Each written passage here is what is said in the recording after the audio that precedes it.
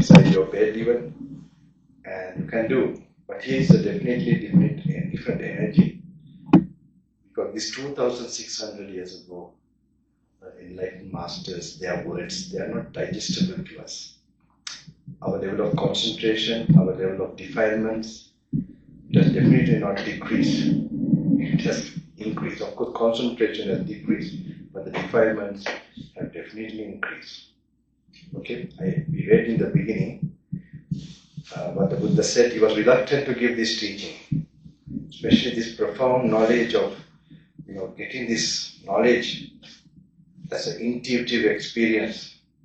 Beings with sensuality too much, that is why they will not get it.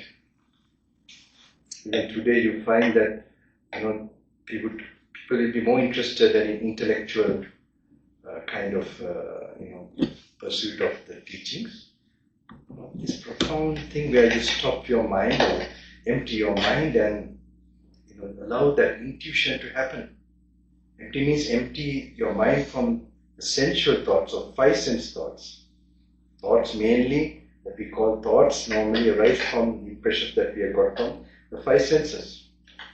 Okay, and they are very much related to, you could say, most of that is used for the reptilian brain. Sex, food, this is the main things that are kind of, we use the objects from the five senses. So, but thinking, analyzing, contemplation, I told you they are connected with our frontal cortex. So the minimum activity of the five senses will definitely help you to have that insights that we are expecting. You know these teachings, but to get insight is a different thing. That's why I would suggest today, if you can be in this hall, it's very good. I think good vibration and everything, definitely. If you can, the weather is good. You can try to be alone also physically. But if you find you can read here and concentrate, okay, do it here, don't worry. Okay, but being alone, even physically feeling you're alone, is quite helpful. That's how I did this retreat. It's a very big factor. That's why we normally go to solitude, because we know only in that situation we have some special experience. Where sound and all this, even with a lot of other people, it's not easy. You really have to be strict not to notice anyone, and that's what I told you all, not to recognize anybody. Oh, he's also here. My friend? Yes. What happened? No, then you be. I thought you were, no, you also. Okay. No, I don't know what will happen in your university. Okay. How many? 1, 2, 3? No, I felt definitely something very different in all of you. So, of course, I worked hard for this, so that such beings will get this support. All who have been striving and been warriors on this path, really realize to practice this. I hope they will get a strength. It's not some kind of lecture or something. You get knowledge from me. You can get that better in the university. But if you really want to know how the way, because this is only practically known. His teachings are even, you could know that some things you should not be thinking. It's not, you can't think about it. Some things, so they are like signposts for your journey. So you must learn to take it as a signpost. And the certain, the next part you are reading, the Kandavaka, they are the real meditation objects. The other one, the word of the Buddha, is just to give you a general idea. So, just whatever you understood from that is okay. And then, now what you're reading will be meditation objects. And there also, if you understand, if you don't understand, just skip, don't worry, that's not your thing. This is like a bunch of keys. Okay, that's what we are left with now. The Buddha's teachings are like a bunch of keys, and we have a lock. So we just have to try. So don't try too long. If it doesn't open, then try the next key. Okay? So that's why I tell you, don't try to understand the sutta. they are very mystical. Okay, they are coming from an enlightened being. People have used this, you could say, most of some of them have used it just chanting in Pali language and get cure for cancer or some other difficulties in their life. Okay, just chanting the vibration, sending it out. That's not the purpose of Buddha's teaching. It's a language, it's a communication of a certain, because, like energy you can transmit through mental just by silence. Alright? But wisdom you can't. You have to, it's a level of thinking has to be done. Okay? It's a contemplation has to be done, which you have to speak like this. So, those words are actually coming from a very deep source of final wisdom. So these words, when you touch, so now some of them Buddha didn't reveal. Now sometimes he came and told those instructions when he saw the people were right in their mind. Maybe after 2 years, 3 years, 5 years being his disciple, when he found that they were right, so he trained them before that to develop their, normally this is the normal way, he would develop a person in his virtues, sila. That is his virtues means like disciplining himself from any kind of distractions, attractions, attachments, gross attachments. Okay, and then also at a level of making physical level of expression of maybe karma. So he disciplines them for some, and sense control mainly. And then these are all leading to concentration, samadhi. Okay, so actually he will direct you to samadhi. And when you are matured in the samadhi, then samadhi is concentration of mind. You know that, right? That your mind is, like as I told you, when you're in samadhi, at least the first level of proper level of concentration, it's like a water glass, it's just clear like in a pool. So I told like how does it become, like you can see your reflection, you can see things as they are, but like a mirror. But say you have dye or all these dyes compared to, you put some kind of color into the water, you can't see your reflection. It is compared to sensual desires. That's how your brain inside the mind works. So you will have an intellectual, you will pass in your exams and answer and all that. So in the olden times, that's why celibacy and all that were very important. They knew how it's related with special mental faculties to be open. You have to subdue those intense emotions related with the sense world. Otherwise you can't. You do a normal thing in life, but you can't. This is like, actually, in a way, it's like a rocket science into enlightenment. You have to prepare your body and consciousness to get this. Especially this one is very interesting. These insights, I don't want to, maybe it's short now. One, you have tomorrow, day after, and like that, full days. So, this insight Buddha compares, like I told you, like why experience you might get. Alright, now you can't expect it too much, but if you are outside and a little bit alone, and then, but you'll have to read a lot now, because I'm trying to now in 5 days just to make sure that something definitely happens inside you. Then you'll have to read that part. But time to time, some interesting, you find something very striking. Okay, don't stop there. Few minutes, just walk and just think about it. I told you how to do the walking meditation yesterday. It is like a little bit attention to the present moment, and then go to the thinking. Not too much thinking, again to the present moment. Thinking means whatever some interesting point that you read. Alright? Use it. So I just used what my teacher,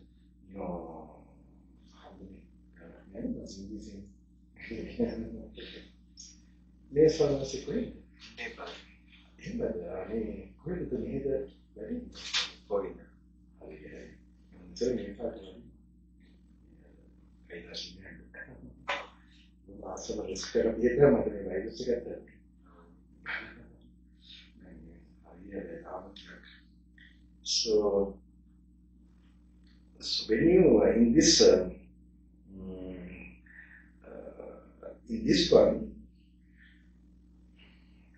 the insights you can get. I don't like to talk too much about how enlightenment, insight, what is going to happen there.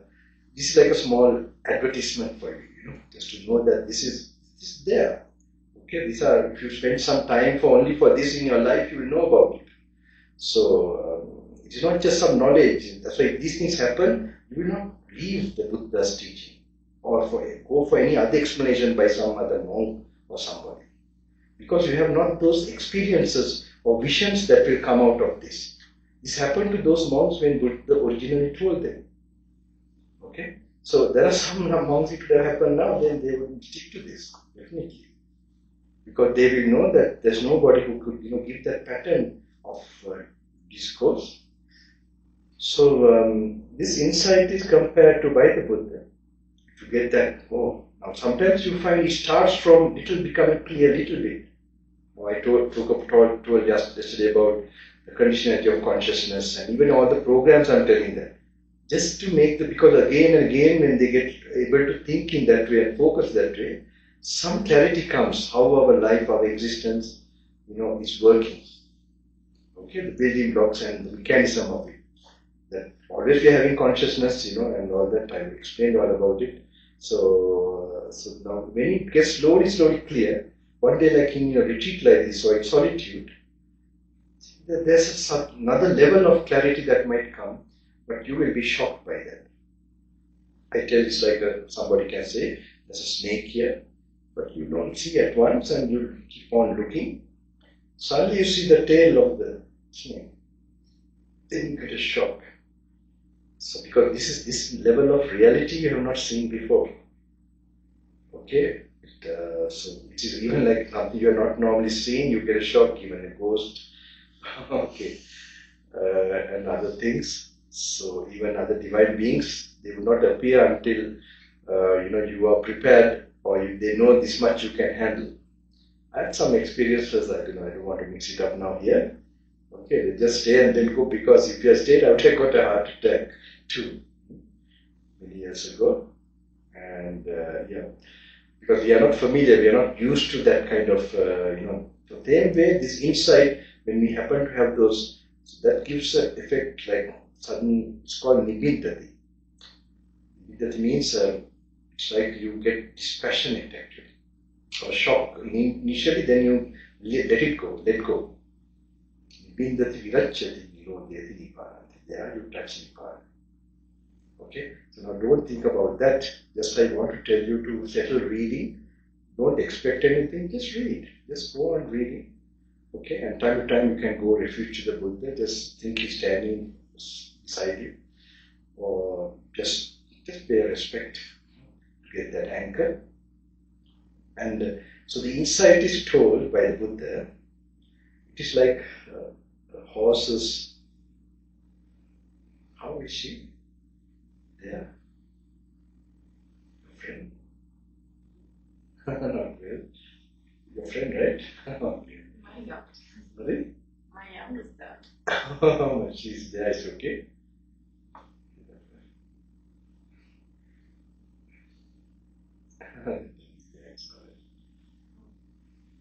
So,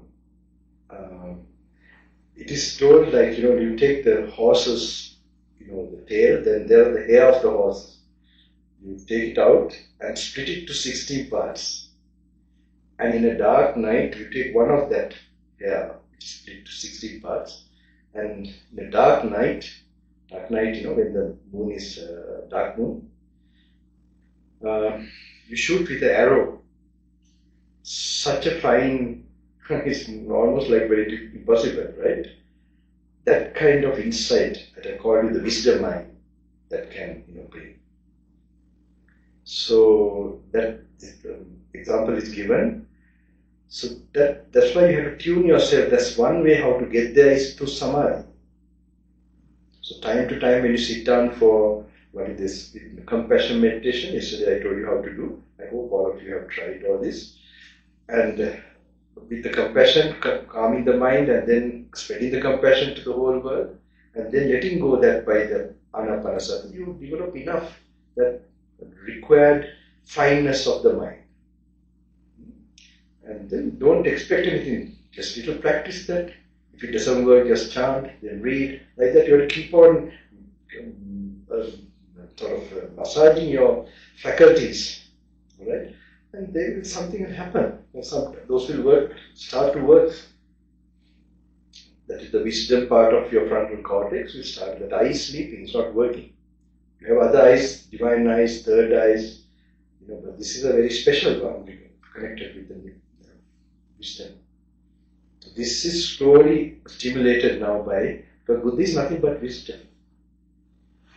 Buddha is nothing but wisdom. Right? It is Buddha is immense compassion too. No being is equal to, according to who has that compassion. But what made him the Buddha? It is that specific wisdom. There's a lot about it, because I told you before that if you put the whole existence and whatever we are experiencing to consciousness, there's no being who explains consciousness and how it arises and how it can completely disappear. Okay, and it's related with rebirth process also.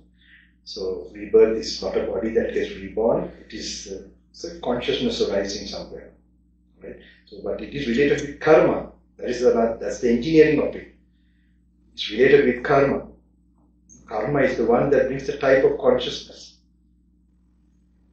That's why I told some people background knowledge to be good, like Edgar's Casey, many mentions.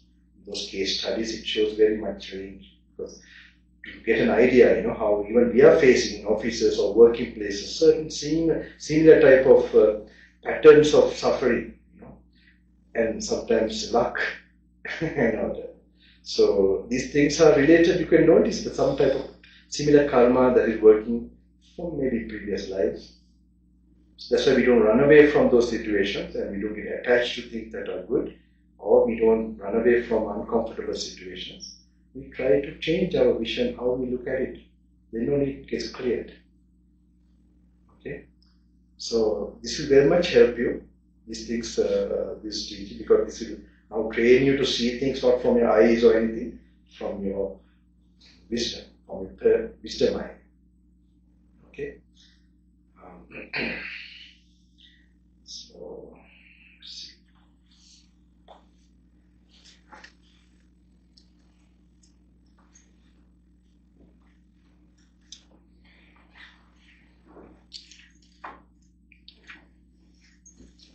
Did you get the Chinese that good? I saw the. You got it? No? Yes. Everybody got it? Yeah. Okay. So you can compare with English and this, and not too much. It should be clear, but definitely if it is more clear, that's all right. Yeah, just nimittas for kamatan, but it should not be really wrong. It should be somewhere, and then it should help you to, Buddha's direct that this thing should be important. Like he's talking to you. Yesterday, I was reading this because my body, very unpredictable. I thought that I thought everybody was feeling hot, right? To see it was only me yesterday because my sugar level I think went down and my pressure was high, so I was down there and they checked everything, and I got an idea. I didn't know what was happening because whether it's high or low, or so it was a little problem for me. What to do? I had to trouble all of them, because I'm also attached now. Today, tomorrow, I can't afford to rest or do anything. I had to make sure I give you all this. I don't need to appear too much for this. I told you every other day, every twice a day, I met my teacher. You have to be alone, it should happen within you, and then you have to just read that. And not involved with anyone. Talking is really, it's going to put you down, and you're going to waste this opportunity. That's the one big thing. And if you try to meet anyone, talking, definitely, you have to get that feeling of being in silence. It's very important. Because these are not just some study or knowledge, in the silent zone. From a silent zone only you will get those intuitions. It's like because both, one is samadhi also will come in silence, and in a samadhi like concentration like state of mind only you will get those insights, or you will see the Buddha actually. Buddha always told this, also told people, they were attracted to his physical form too. He said, don't look at this. When you see the teachings, you see me. When you see me, you see the teachings. The teachings are there, and same time like the Buddha's time, today one can experience. Better than meeting the real Buddha physically. This is the real Buddha, the Dhamma.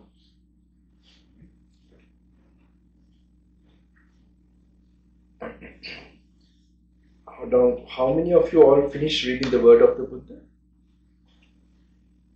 Everybody know? I'm sure by now. Yeah.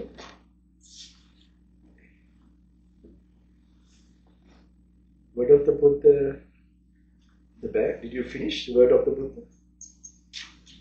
Okay. Malaysia? Did you finished? Yes. Okay. Have you started the Kandavak already? You started the 5 agreed. You have started, right? A lot of it, yes. Lot of it? Yes. Okay, good. Not too fast also. See, now I will tell you a page. You try to finish there by tomorrow. What about this gentleman? Did they just want to taste and see what's going on here? Good. This is correct. Oh, really? Yeah. Okay. You were telling me a lot about you. So, that's Koyo. This Okay. is correct. And they are from Oh, there. you're the one. I met you there. No, nothing. I was spying on you. Don't.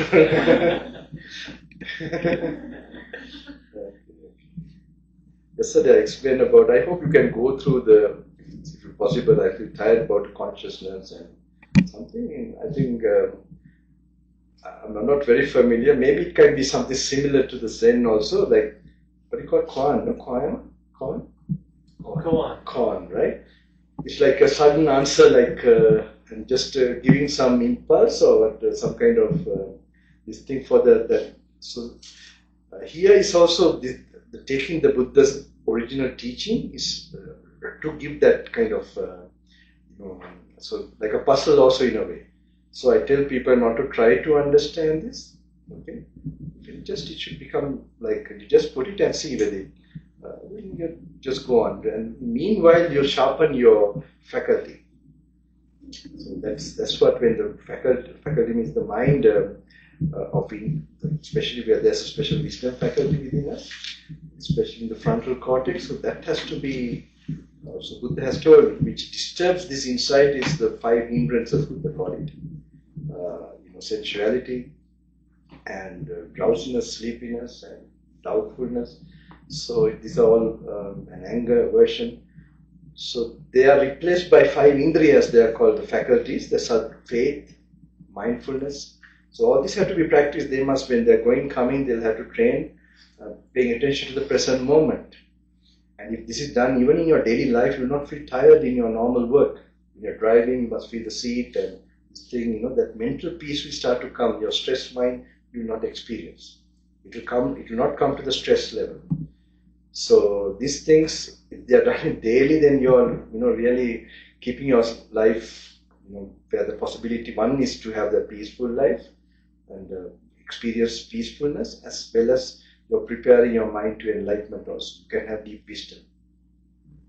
So that's at least you can try when you get back, when you're driving, and also self-control. These are the practices. You don't take the details of things. So today I talk about the phone and all that. You have to, one is really interested to get those this thing. Then one has to know the danger of being distracted. We have the phones and all that, and just for your work purpose to limit it and all that. So I give a background knowledge just if you want to practice these things, not to intellectually know something about this. Prepare your mind. So you will, as a side effect, you will experience peacefulness in life. But that's not the purpose of Buddha's teaching. There's a higher purpose to get a deeper awareness, realization of what is going on. To come to see things, one is regarding the impermanent nature. So that one, normally we see now immediate experience of contact and passing away as impermanent. Okay, that is one level of, one way of, very obvious way of seeing things impermanent. Like we met that time there, and that experience, it's gone. It's a memory. Okay, so to recall that and see that, how, these things passed away. And even right now, this will be passing away. And to know that whatever rises in the future will also, this same thing will happen. So this kind of exercise is also there. But there's another way, like for example, the more deeper way is actually by inference, you see the causes of what arise, this experience, that cause is impermanent. So the effect has to be impermanent. Like that, there's a way of thinking. So that's the more deeper. Then when you're like contemplating like that, then you get, this is it. That's what sometimes in the suttas, these discourses, they make you to do. So yesterday I talked a lot about consciousness, but Deepak Chopra also, I don't know, he explains a lot to this part of the world regarding consciousness. I think it's quite close to, because I know a lot of people are trying to find consciousness in the body itself still. They're trying to make it material still. Yesterday also I met one doctor. He's very much into, like he said that, what was it, Sakkaya Vidya is also they have now suddenly found out that the ego idea is coming in that certain part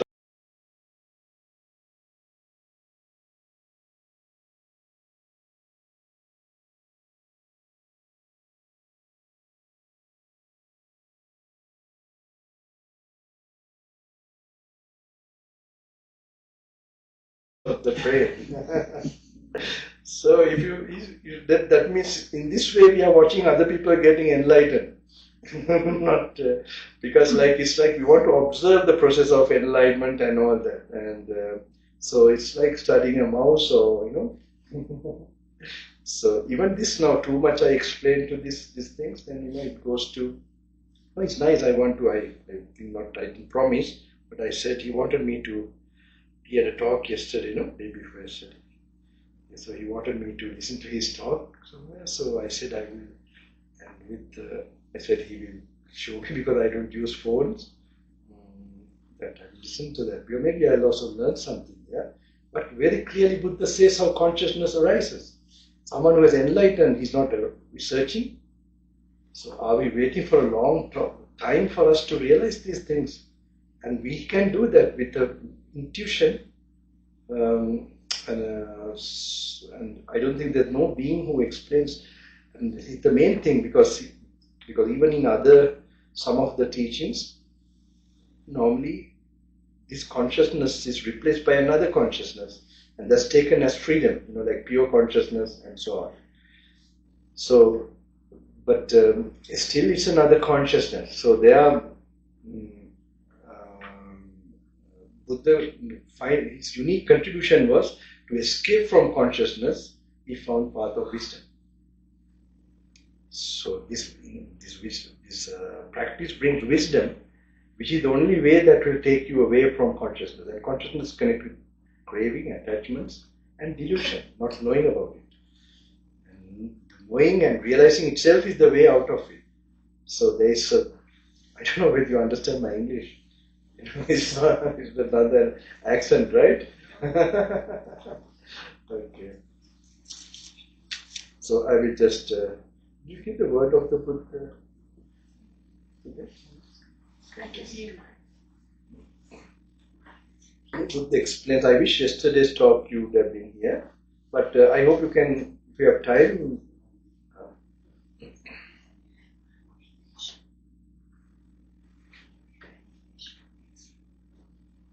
Not the other one, big one, but the word of the Buddha in that book.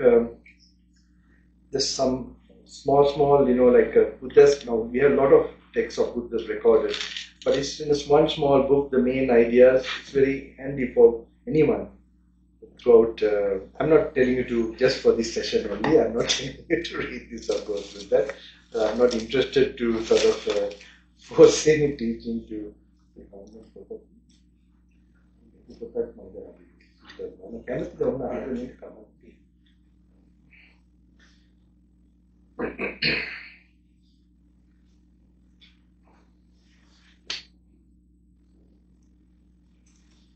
actually, we have the physical body and we have the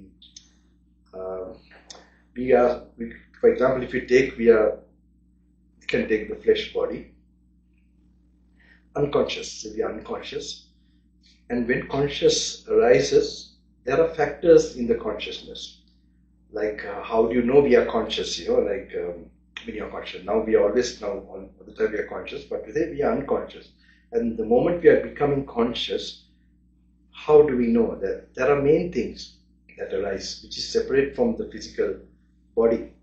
One is you feel, you begin to feel. And what you feel, you perceive. And the way you perceive, you react. So these are the factors. Without this, there's no phenomenon called consciousness. So this is how, this much actually Deepak Chopra also very much explains. But now the reaction part is like any feeling, you will perceive it as pleasant, unpleasant, or neutral. So when you perceive it as pleasant, there's another part in the consciousness which happens simultaneously. It reacts with greed. When it perceives it as unpleasant, it reacts with aversion.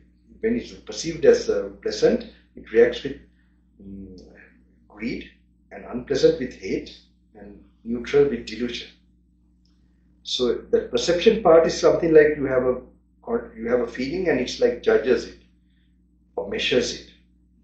So that part, so the perception, that's the perception part, and the way you perceive, you'll be reacting, and that is where the karma is. And there's 12 link the Buddha talks about, that link where Sankara Pacchaya Vijnana means karma is the cause of consciousness. So the karma, if you only think that way, it will be mind karma. If you talk like that, it will become word karma. If you act on that, it will become body karma. So these are the general. It's very interesting. Like Edgar Cayce, some things you find. Have you ever gone to Edgar Cayce? Many mentioned. It's very interesting. He was called the miracle man of Virginia. He used to go into unconscious state and like he used to diagnose people who had problems. He was very, very famous because people had no solutions, and they used to come to him. And then he used to go into that unconscious state, and there are called readings where he talks about then he goes back to previous lives. He say Crusaders time, something they did, and how this is happening right now. I know one nun story. Not nun, she was a nun. Like she was a lady from New York, and she was very religious, and also she had some problems, so she came to him, and her way of living was she used to show her beautiful hand, and for jewelry and like for advertisements. And also like that she did meditation and things like that, and she was interested in spiritual activity. So he says in not Crusaders time, one time she had been a nun, one birth, and in that birth that's why she's religious and spiritual this life too. And in that birth, like when she cleaned the toilet or everything in the monastery, she did it with not like feeling yuck or something, with faith and with good positive feelings. That was the karma she got, that beautiful hair. So there are many stories there. Stories means you can relate to that. Very interesting how if you mentally keep something, how it's going to work, how it's happening in our life. So karma is a complicated law that's taking place. But it's taking place. So that must be known because that's the cause for the consciousness to arise. If karma is completely not happening now, then in the future you will not be getting consciousness. Consciousness is to give you pleasant, unpleasant, or any kind type of feelings. the type of feelings you gave to the world, you get it back in simple terms. So it's like that.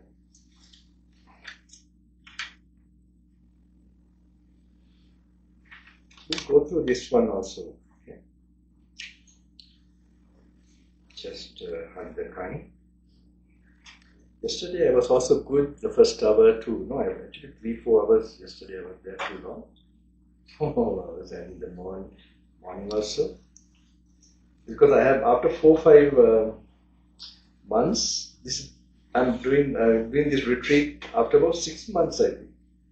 I was fully down and then I came to when I was just okay, I started this tour. Like you too. There's another way how to see the consciousness, like you have the ear and the object. Okay? This ear and the object is known as the material aspect of our being. Alright? Like we have the, say, sound waves. So these two are there and the initial, there's an attention. These three have to come, or some attention or reflection. That's the initial factor in consciousness. When that is coming, the three come together, there's that something happened. There's consciousness, and in that there's something like a sensation, that is the feeling part of consciousness, and then there's something that measures and judges that sort of that sensation, that is called perception. And when it judges as pleasant, unpleasant, or neutral. And if it's pleasant, then there's that reaction part that is called sankhara, according to Buddha. That's the reaction, that is the karma generating this thing. That creates intention. With greed you do something, that's intentional. So with hate you do something, it's intentional. And with delusion you do something, it also has that intention. So that intention is the one that's karma. Creates then the future formation, how you should, experience. It's like a cycle going on according to. So I tell sometimes people want to know Buddha's teaching like this, peacefulness or this meditation. There's a bigger purpose about rebirth, about moment of death. So it's all preparing one to that. So without that basic knowledge of that, I don't think one should blindly. Also, you must do some research, and even regarding rebirth, whether there is any more proof. Some people recall about previous lives. Sometimes you can relate because, like for example, now I am so much interested, I go to Himalayas a lot. And even some people who are living there, more than that, I am familiar with some places. I don't know how to explain that other than some experience from previous lives. And even most of your lives also, more than sometimes out of the box or out of the normal track, you may be interested in certain things. And what is the answer for that? This answers a lot, that there could have been previous life, and according to karma, someone is rich, poor, and nine, good looking, and like so many different variety of beings. It might be interesting.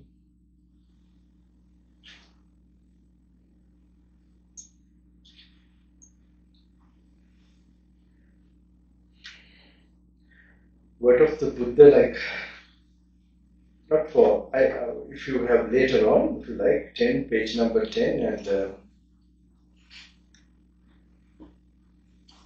no, it is for, okay, wait. No, we will go to this one, okay? Now we have, I think, in the big book, page number 22. Yesterday we went through that. I told you when you're reading this, try to be relaxed.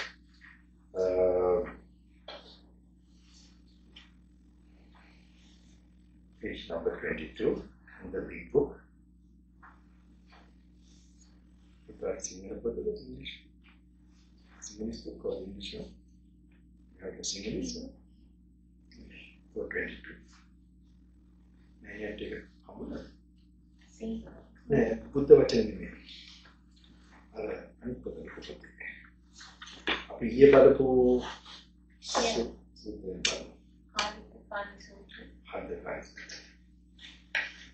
So I just go quickly to the part where you should contemplate. In that one, page number 22. Having left home to roam without abode, in the village the sage is intimate with none, rid of sensual pleasures. Okay, Swami wants to put that.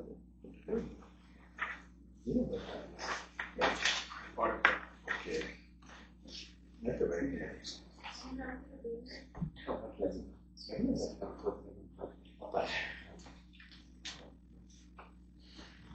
Having left home to roam without abode in the village, 22 page, the sage is intimate with none, rid of sensual pleasures, without expectations. He would not engage people in dispute. How, Venerable Sir, should the meaning of this, stated by the Blessed One in brief, be understood in detail? The form element householder is the home of consciousness. One whose consciousness is shackled by lust for the form element is called one who roams about in the home. The feeling element is the home of consciousness. The perception element is the home of consciousness. Volitional formations element, now volitional formation word is given to the reaction part, okay? The way you perceive, you react. Volitional formations element is the home of consciousness. One whose consciousness is shackled by the lust for the volitional formations element is called one who roams about in a home. It is in such a way that one roams about in a home. So our consciousness is, the consciousness takes body, feeling, perception as an object. Okay? So that, and how it is, it's like a gum. The gum is our craving, our desire. Okay, you have to mentally picture like that. This is like, you have the body, feeling, perception. It can never exist without it. So the consciousness, how it arises, it needs body, feeling, perception, and it is that craving nature, or these are neutral. Body, feeling, perception, the craving that is latent in you, that's the one makes you, it goes together, it binds you. So the Buddha, what he does is now, by seeing like this and getting wisdom, that craving is, it is going to be erased. It exists only with delusion. Okay, unawareness, without this kind of analyzing, contemplation, it flourishes, it is there. Okay, we are not seeing things like we are, so when that other way happens, then this tanha, the craving or the greed will, when it decreases, then this consciousness doesn't get focused to body, feeling, and this, so it can't exist, it's a conditioned thing. So it's just a building, it's very important to see, because just to know this, why we are trying to be dispassionate from body, feeling, perception, or the factors of consciousness, or any thoughts or experiences, why we are trying to see this, it's for this purpose. Automatically, the cause for consciousness to arise is slowly diminished. Right? And if it's properly, fully done, as I told you, the last moment, the dying moment yesterday, how that there's no last thought and the desires are not there, you will not be distracted and you can keep to the last breath. That's a very deep point, that just familiarizing you so that you know the connection, why these practices are done, and this will even thinking like that can lead you to awaken. Okay? So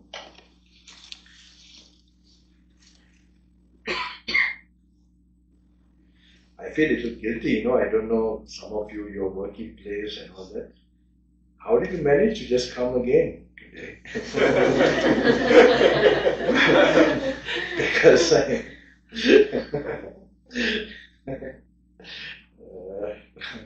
hope you will not have a big problem, okay? Or allowed to be. Just because it counts. Even 2 days enough, tomorrow you can. We'll come back. Originally, we was planning to leave about 4, maybe 5:30 the latest, because we'll be told, but you maybe coming 4:30. So I say, okay, wait. So we just wait until 5:30 and say, okay, this is the latest I'm going to come. So I just walk out. But then you arrive. So I said, that's it, I return. Forget about work. Oh my gosh. Well, I understand, you have still that karma there. And I prayed for you yesterday, all of you, get that. I hope that definitely something will start to work. It has to. So you have more time for your real purpose. Like this happened to me also. There was time that I had to balance both. And then, but if you're really determined, nature will start to work for you. So the form element householder is the form of consciousness. But yesterday I gave a very full. I don't think I should give more. There's not much. Yesterday I gave a full this thing, for positive practice, because only the first day I do this. So it's not. I don't need to teach so many things. So now you have to be alone and just do the reading part. That's all.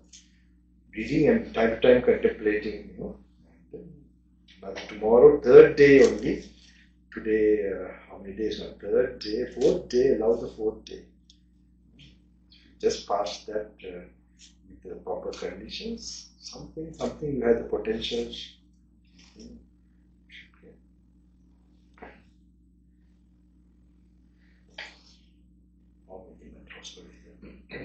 So the volitional formations element is the home of consciousness. One whose consciousness is shackled by the lust for the volitional formations element is called one who roams about in a home. It is in such a way that one roams about in a home.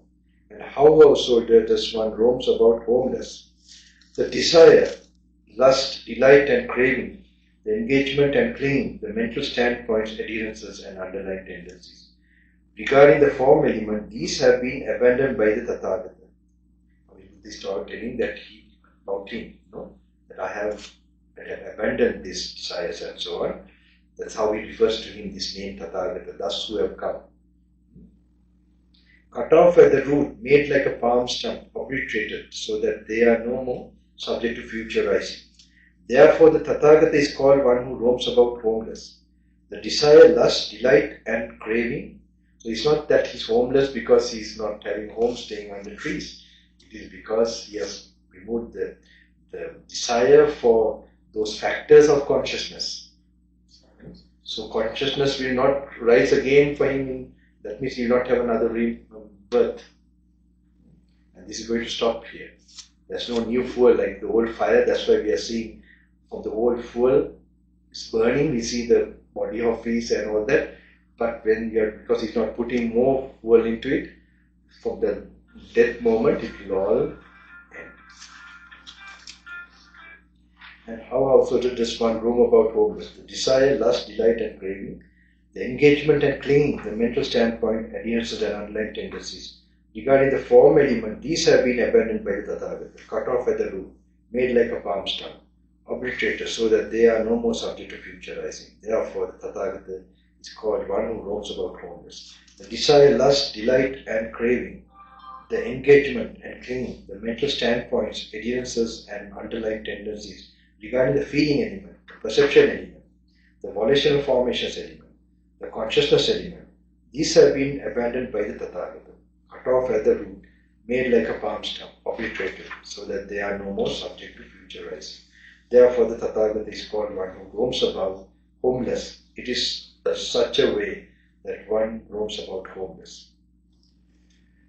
So these like when you read like this kind of part, you can stand up and contemplate, You must get a mental picture slowly how it's happening,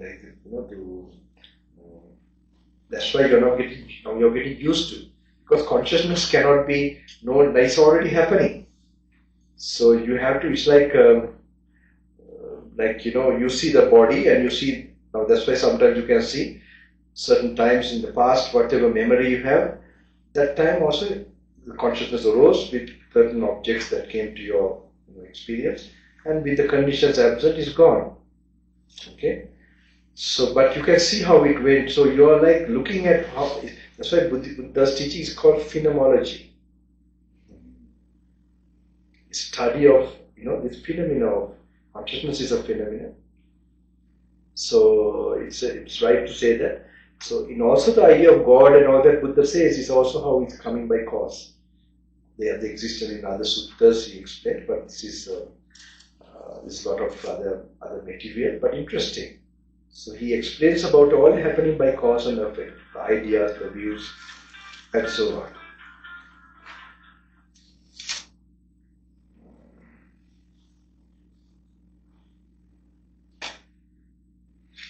So we go to another one, 28.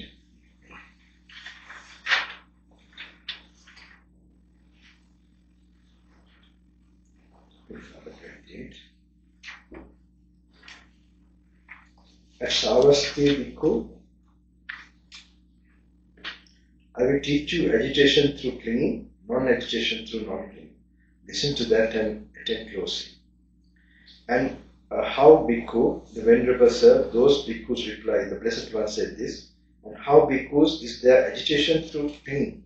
Here Bhikkhus, the uninstructed worldling, who is not seer of the noble ones, and is unskilled and undisciplined in their Dhamma, who is not a seer of superior persons, and is unskilled and undisciplined in their Dhamma, regards form as self, or self as possessing form, or form as in self, or self as in form.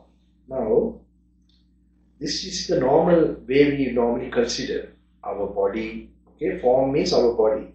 Alright? So this is an exercise. You must see that how we are having an ego. Okay? So it's like that's why when you're reading this, you must picture yourself seated. How you're seated, how you're, like you're looking at your body from outside. This is very important. How then you must. So this way now, you are looking from yourself from outside. Alright? You have to imagine your body there and then regard form as self. So this is one view. Somehow that you are already thinking this hand is mine. Okay? So you have to imagine or see the truth about you, how you are getting this ego idea. So regards form as self, or self as possessing form, or form as in self. So like self is these are all views actually. So you have something like, you think there's something called self outside maybe, and that your body is inside that. Okay, that's another type of view we could have. So otherwise you could say there is something called self, it is in my body. Okay, this is all four types of views, possible views you can have. Alright? So normally when you read this, with the idea of letting go, relaxing your body only, you must read this. And applying this should make you let go more. Or you should feel relaxed after reading this. Alright? Or if you have applied to you. Because whatever clinging or holding you had should be released more. Because you are seeing it more in a, so now we'll see this. Okay, now how the agitation arises, how the Buddha says. Now when you regard like that, that's how many people feel agitated when they are sick. Okay, something happens to them because they think this body is mine. Alright, so this sickness is me, have something happen. So that, or any other difficulty they face with the body. So that form of his, person and is unskilled and undisciplined in their Dhamma regards form as self, or self as possessing form, or form as in self, or self as in form. The form of his changes and alters. With the change and alteration of form, his consciousness becomes preoccupied with the change of form. Agitation and constellation of mental states born of preoccupation with the change of form remain obsessing his mind.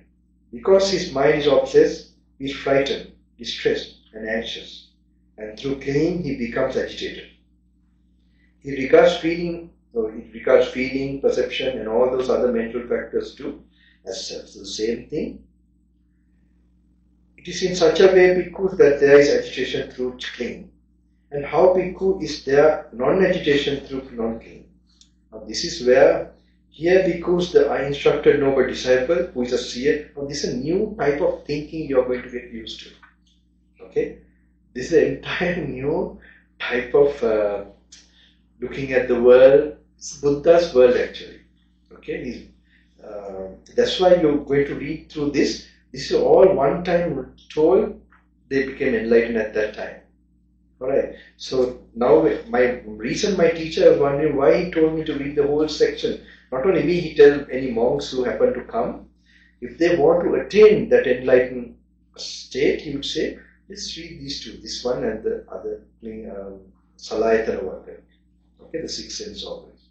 So the reason is, those days when it was told once only, they become enlightened, okay, immediately. So for us, there in the Buddha's time also, when the same teaching was told twice, then only they became enlightened. So for us, when it's repeated for so long, there's a more possibility. Okay, after we read this, I wonder if you got enlightened, then tell me. Okay. So then maybe you're one of them coming from that time. So anyway, of these changes and all this. And how bhikkhus is, they are non-agitation through non-clinging. Here bhikkhus, the instructed noble disciple, who is a seer of noble ones, and is skilled and disciplined in their Dhamma, who is a seer of superior persons, and is skilled and disciplined in their Dhamma, does not regard form as self, or self as possessing form, or form as in self.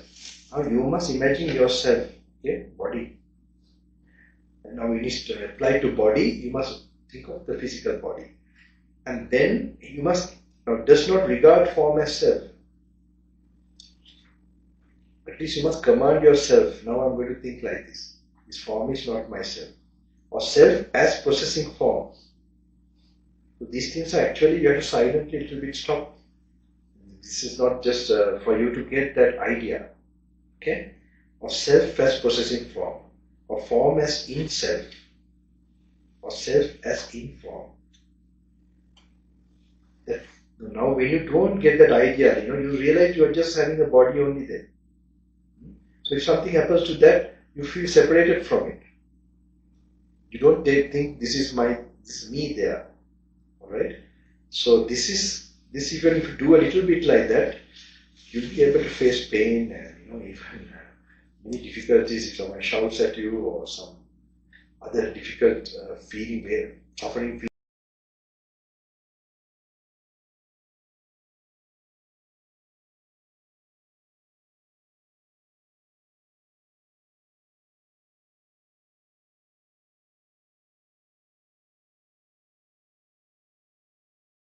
feeling, you'll be able to not experience it.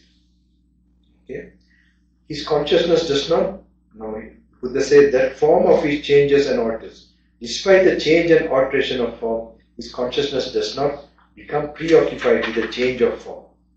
No agitation, constellation of mental states born of preoccupation with the change of form remain obsessing his mind. Because his mind is not possessed, he is not frightened, distressed, or anxious. And through non-clinging, he does not become agitated. He does not regard feeling as self, perception as self, volitional formation as self. So these exercises, if you do, now you can't see perception, feeling like this. They happen so fast. Like yesterday I was telling, like you have a beam of light, you have other, like you have a prism. And in that, when the light goes, it distracts, and you can see the separate, same way inside inside one moment of consciousness, these things are all there. Feeling, perception, and reaction. So this is the Buddha was able to see this, that but we can't dissect like that. But we know, we know it by not like we are seeing it and knowing. Can't happen, that never can happen like that. Okay? It can be, so it's only by more intuitive wisdom, way, faculty, this can be, really touched. So, we are not going to touch like that actually. Buddha is not doing that. He's going to make you notice a certain general quality of this, the nature of this. Okay? Final nature of this.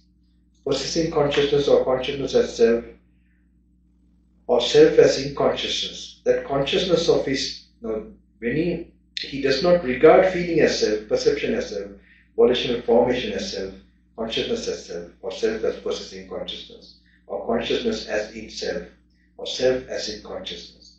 That consciousness of it changes, and like you're looking at your entire happening with your mind and your body, like from outside, and then you're separating it from you, a wrong you, because you doesn't appear without these things also.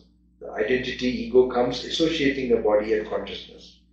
Okay, so when you are with wisdom, you are like sort of it's one way of separating, looking at it like from outside.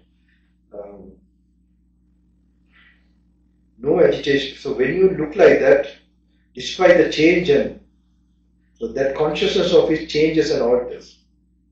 Despite the change and alteration of consciousness, his consciousness does not become preoccupied with the change of consciousness. No agitation and constellation of mental states born of preoccupation with the change of consciousness remain obsessing his mind. Because his mind is not obsessed, he is not frightened, distressed, or anxious. And through non-clinging, he does not become agitated. In such a way, because that there is non-agitation through non-clinging. We go to the other one. That's page number 30. Impermanent in 3 times. Because form is impermanent. Page number 30. Because form is impermanent, both of the past and the future. Not to speak of the present. Now, when it is told short way, this is a mental exercise actually. Few minutes ago, or few days ago, or few months ago, whatever body you had, has it changed or not? So you must become conscious now. Just, you know, definitely it has changed, right? Is there anybody's body that did not change a few minutes ago? Tell me anyone who has a body like that. Do you really think it changed?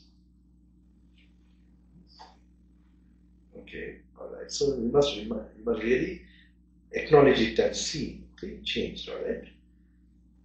Because form is impermanent, both of the past and the future. So the past definitely changed. The same thing. The past was one time, the future before it arose. Okay? So, but what happened? It arose and passed away. So what about the future, whatever that might happen? Do you think tomorrow will come, for example?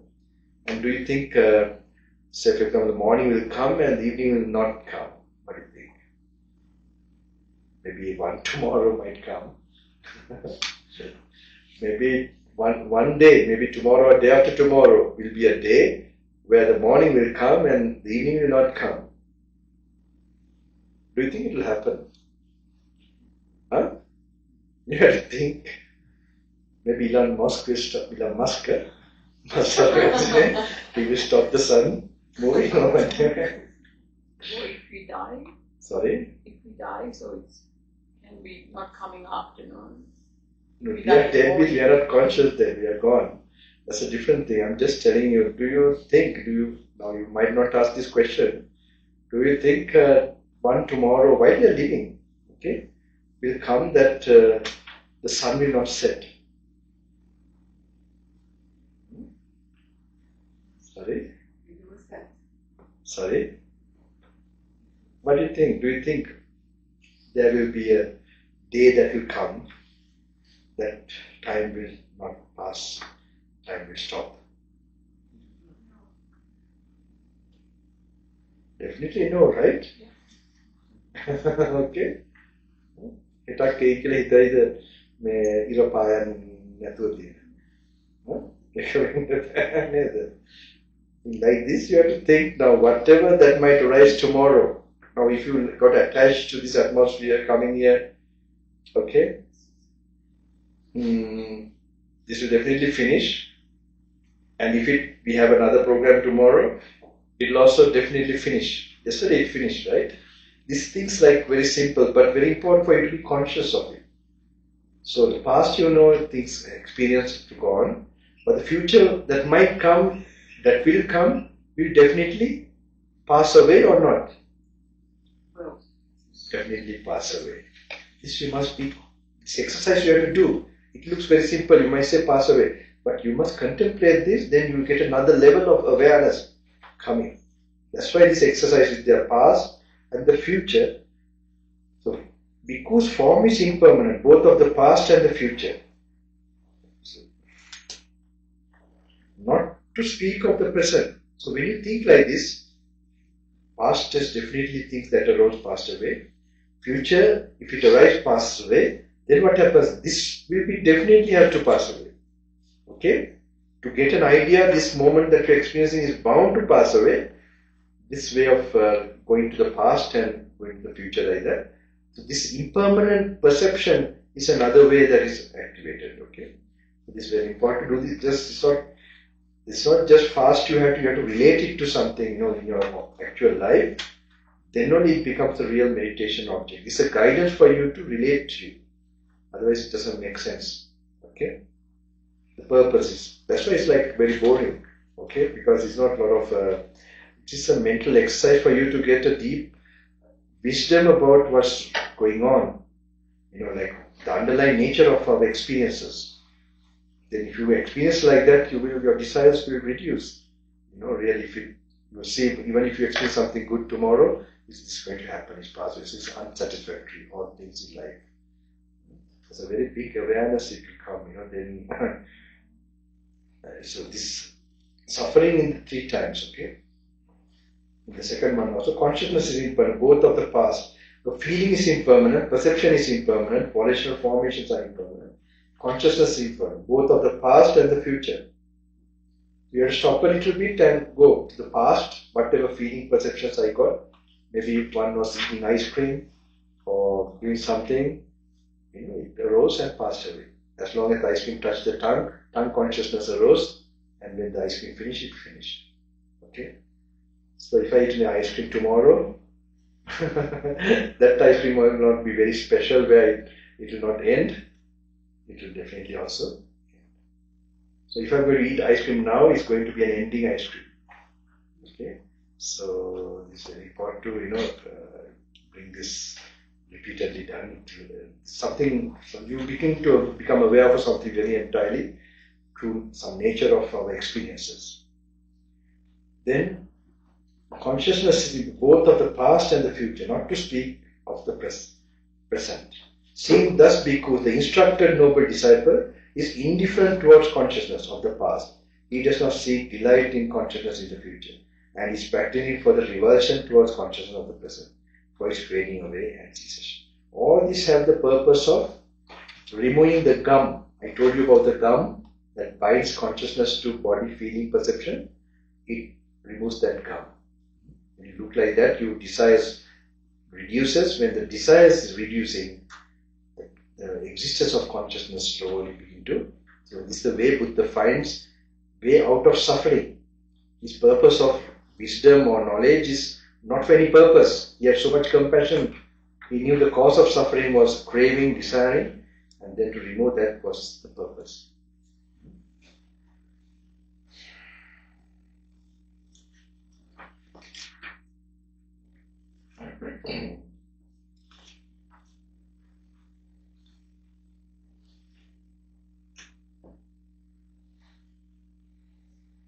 Are you getting warm here? No?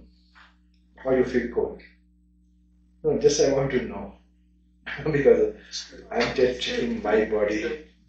Okay? Then getting low sugar or high sugar? Okay, no, it's okay. Let's see.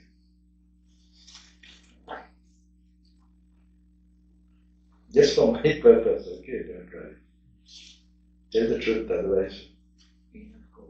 You do. You're warm? You feel warm or just medium, right? It's about right. I felt cold though. So, okay. Wait. Page number 33. It's a nice one. This is, we are going to this type of thinking.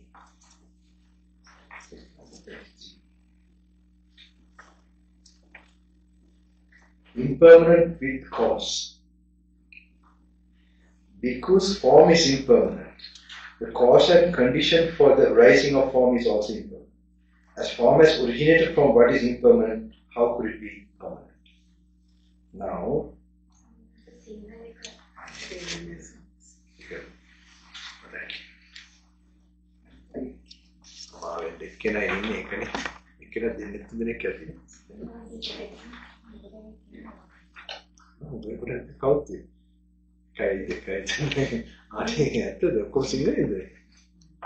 sorry, yeah. මේක තියම් බැලුවොත් හොඳයි. අර හයිද කාණියෙන් බැලුවද ඒක බැලුවනේ. කට්ටි බැලුවනේ.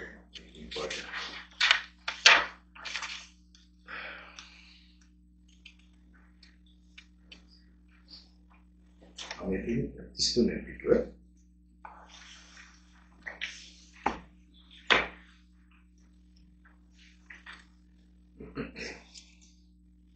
යට තිස්තුනෙන් පිටුව. හත්වෙනි අංකය.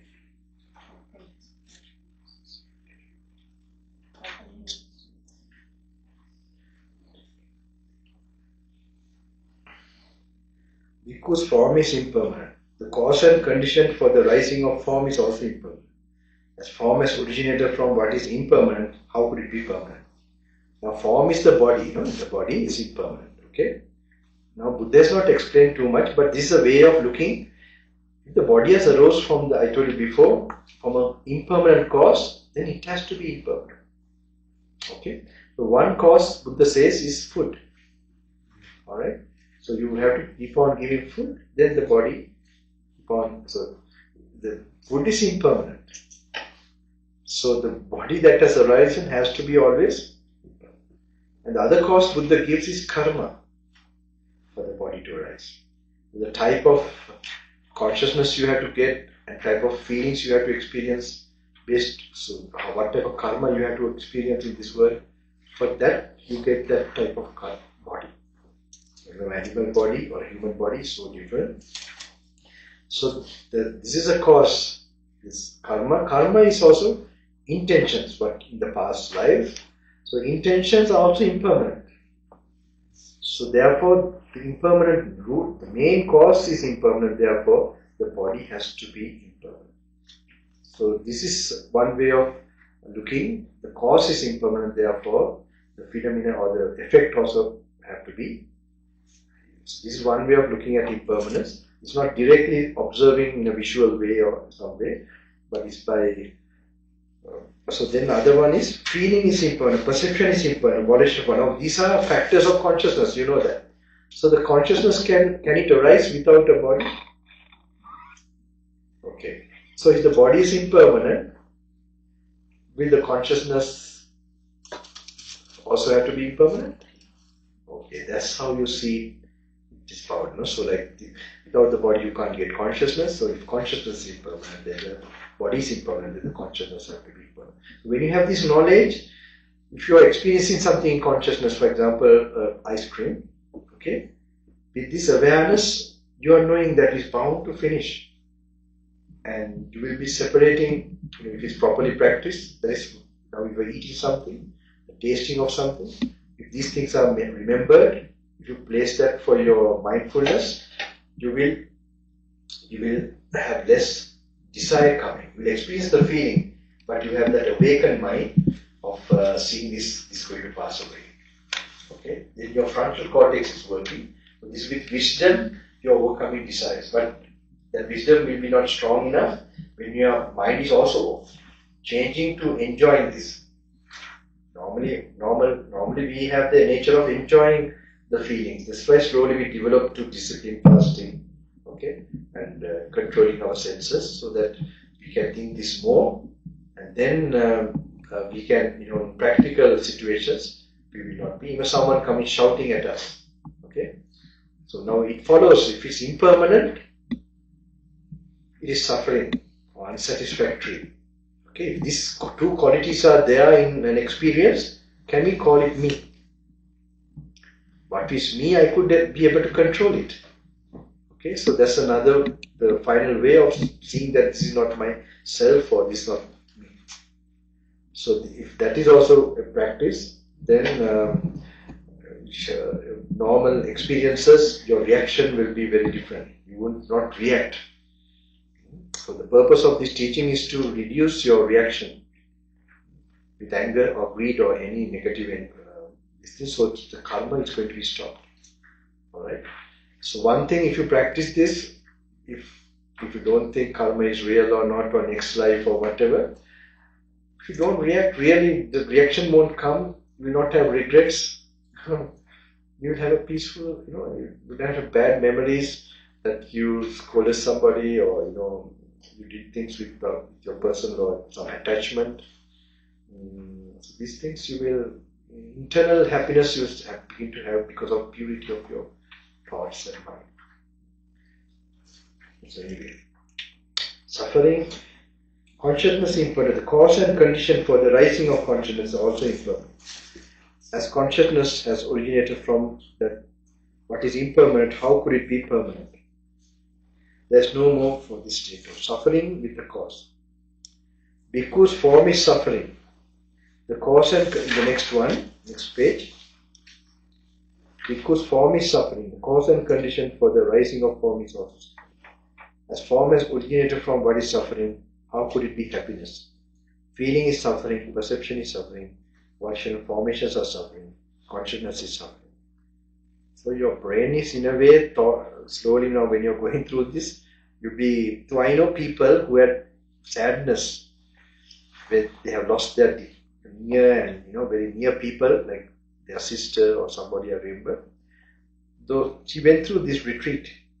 So I knew those days they were having that inner pain and it was not going away.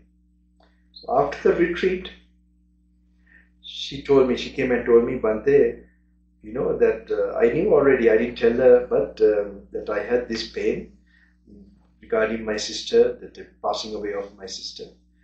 After this thing, that's the only time that it went away.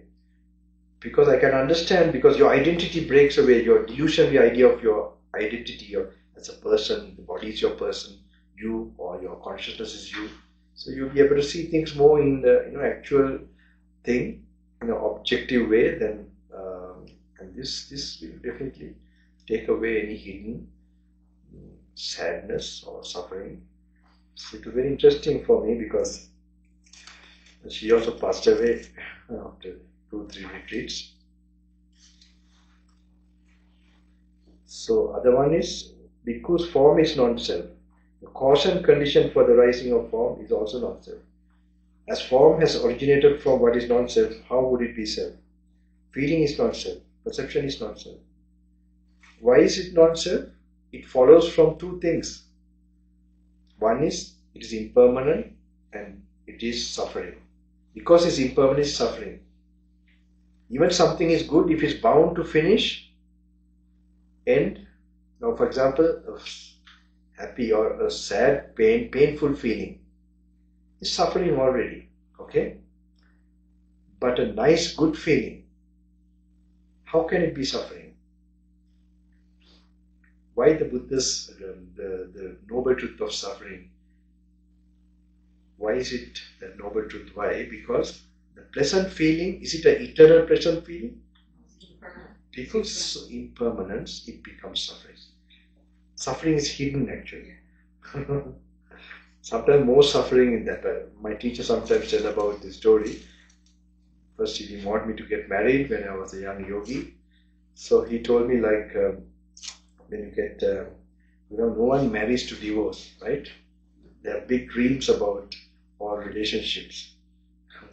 So only after some time, sometimes one realizes this is a devil or it's some witch, and then finally you have to. So then there's the other scenario. You're very lucky, very rare chance, you meet someone very compatible, okay, and both really, really is good. So the relationship goes on. So maybe have kids and goes on for a long period. So when you have to part with that kind of relationship, how painful it could be. Maybe at the moment of death. So it's better, people who got divorced is better. But unfortunately, we will think now we'll find another one, right one. Because this is some problem with us. So suffering with cause. Bhikkhu's form is suffering. The cause and condition for the rising of form is also suffering. As form has originated from body. So, okay. Perception is non-self. Volitional formations are not. So this you have to visualize. These are exercises of meditation. Do a little bit, okay. Whenever you possible, some of the parts you can try to do it, just do it. But then you know that I will tell you a certain page to finish by tomorrow. And maximum day after tomorrow morning.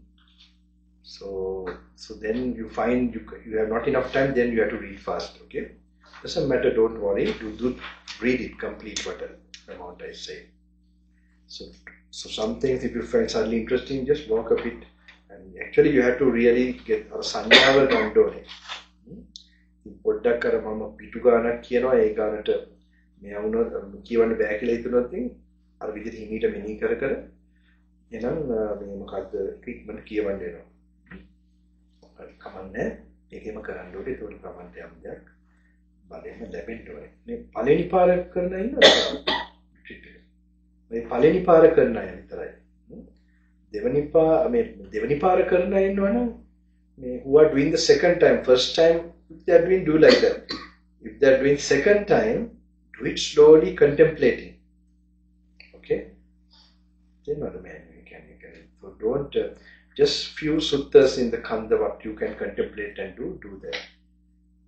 The walking, go out somewhere, be alone, work also.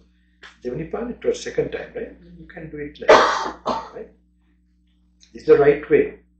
Where you read a bit and visualize it, try to apply it, and then walk. And I told the walking meditation how to do. So you can even, that's the same way. Page number 35.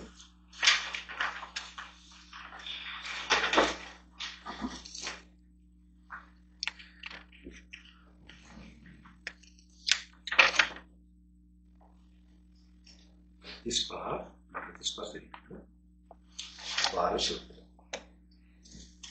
because I will teach you the burden, the carry of the burden, the taking up of burden, and the laying down of the burden.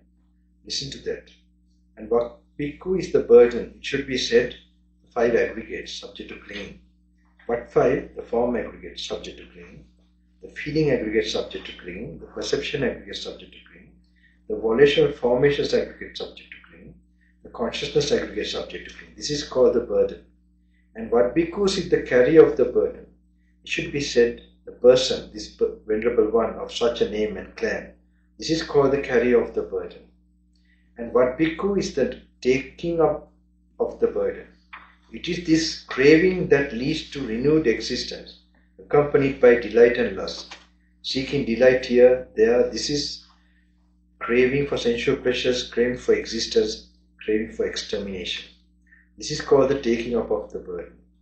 And what bhikkhus is the laying down of the burden?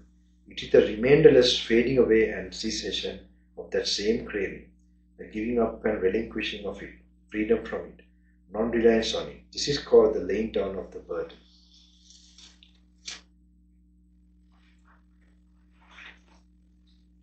Now, කොහොම ලස්සට Mark කරලා මම ඥානදක්ෂී හාමුදුරුවෝ තමයි මේවා හරියට වෙන් කරලා දුන්නේ. For page number 40.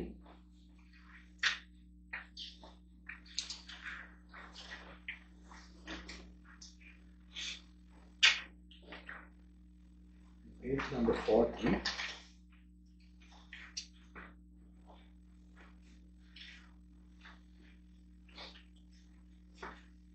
$39 also. Okay, before page 39.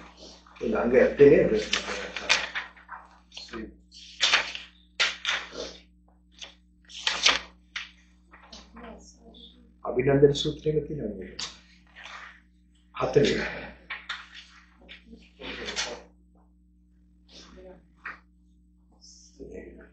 අභිනන්දන සූත්‍රය. එකයි උපාද සූත්‍රය. දෙවෙනි එකයි පිටුම් බලන්න. ඊළඟ පිටුම් බලන්න. Because one who seeks in the 39th page delight, because one who seeks delight in form seeks delight in suffering. One who seeks delight in suffering, I say, is not freed from suffering. One who seeks delight in feeling, in perception, in volitional formations, in consciousness seeks delight in suffering.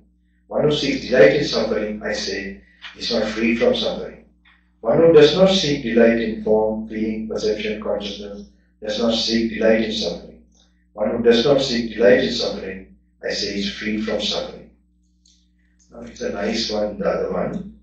At Savasti, bhikkhus, the rising, continuation, production and manifestation of form is the arising of suffering, the continuation of disease, the manifestation of aging and death. Now you must think this with an idea first as empty space. Just think of it, empty space, nothing. We have not been formed at all. Okay? From emptiness, the rising, continuation and production and manifestation of form. Slowly body gets formed. Okay? Then only the suffering is arising. Especially you can think in the mother's womb, for example. In the initial, the continuation of disease. In the body only you can get disease. In thin air, in empty space, can you get disease? You have to learn to think like this now. This is for enlightenment of, this is about the nature of our life and a way of thinking, because we have learned a lot about how to live, okay, with our education and everything. But the secret of life, what is life is, so this is very much told here. Okay? The continuation of disease, the manifestation of aging and death. Does empty space have aging and death? And of course, space also has some materials, okay? That's a different thing. But in relation to our gross body, when a body manifests, only the aging process can happen to a body. Okay? And a death also, where did the death happen? To a body. Okay? The rising of feeling, of perception, of volitional formations, of consciousness is the rising of suffering, the continuation of disease, the manifestation of aging and death. Is it clear how to do this mentally? When you're reading these things, සිංහලේ තේරෙනවද ඒක කරන්න හැටි ඉතින්. ඉතින් කල්පනා කරන්න හිස් භාවයක ඉඳන් අපේ ඇඟක් කෙනකොටනේ අපිට දැන් ඇඟේ ඇඳකකටනේ ලෙඩ එන්නේ. ඒක නිකන් හරිය නිවන ඉඳන් it's like thinking from nibbana about samsara. Okay? This way you have to learn to mentally picture like you are in nibbana and then samsara is nothing but when you get a body and all these things. තේරෙනවද? මේකම කල්පනා කරන්න පුරුදු වෙන්න ඕනේ. In your walking meditation you can use this.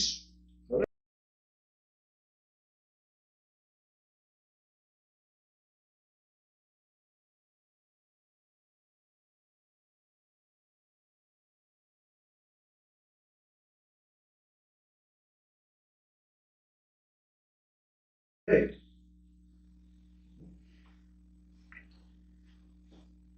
The rising of feeling, of perception, of volitional formations, of consciousness is the rising of suffering, the continuation of disease, the manifestation of aging and death.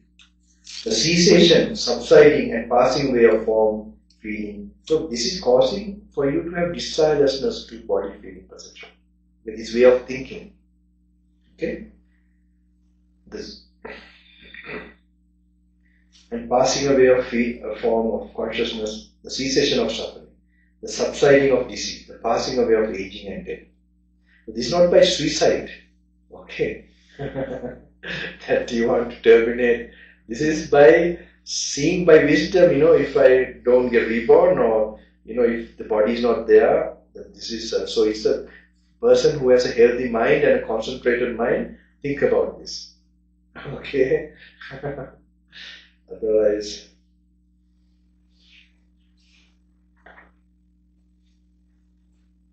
it's a good sutta.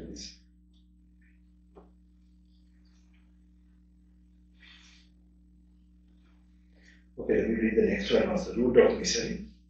At Sarvasthi Bhikkhus, I will teach you the misery and the root of misery. Listen to that. And what Bhikkhu is misery, form is misery, feeling is misery, perception is misery, volitional formations are misery, consciousness is misery. This is called misery. And what bhikkhu is the root of misery, which is the craving that leads to the renewed existence, accompanied by delight and lust, seeking delight here and there. There is craving for sensual pleasures, craving for existence, craving for extermination. This is called the root of misery. The other one, on page 41, the fragile. Because I will teach you the fragile and unfragile. ඊළඟ page වල පිටුවල ඔක්කොම මේ ළඟ වගේ තමයි තියෙන්නේ. ඒකට මේ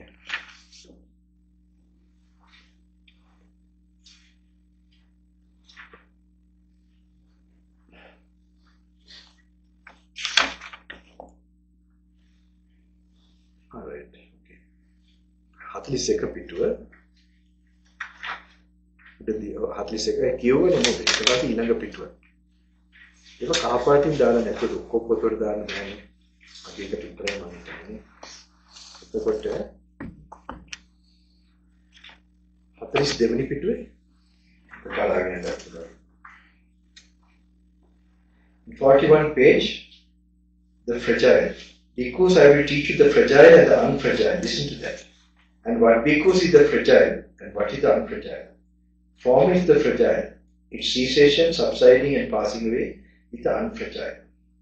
That is pure emptiness. Okay? That is the unfragile.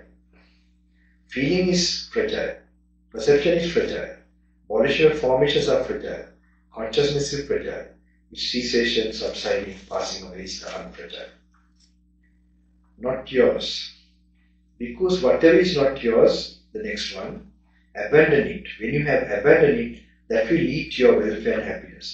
And what is it because that is not yours? Form is not yours. Abandon it. When you have abandoned it, that will lead to your welfare and happiness. Feeling is not yours. Perception is not yours. Volitional formations are not yours. Consciousness is not yours. Abandon it. When you have abandoned it, that will lead to your welfare and happiness.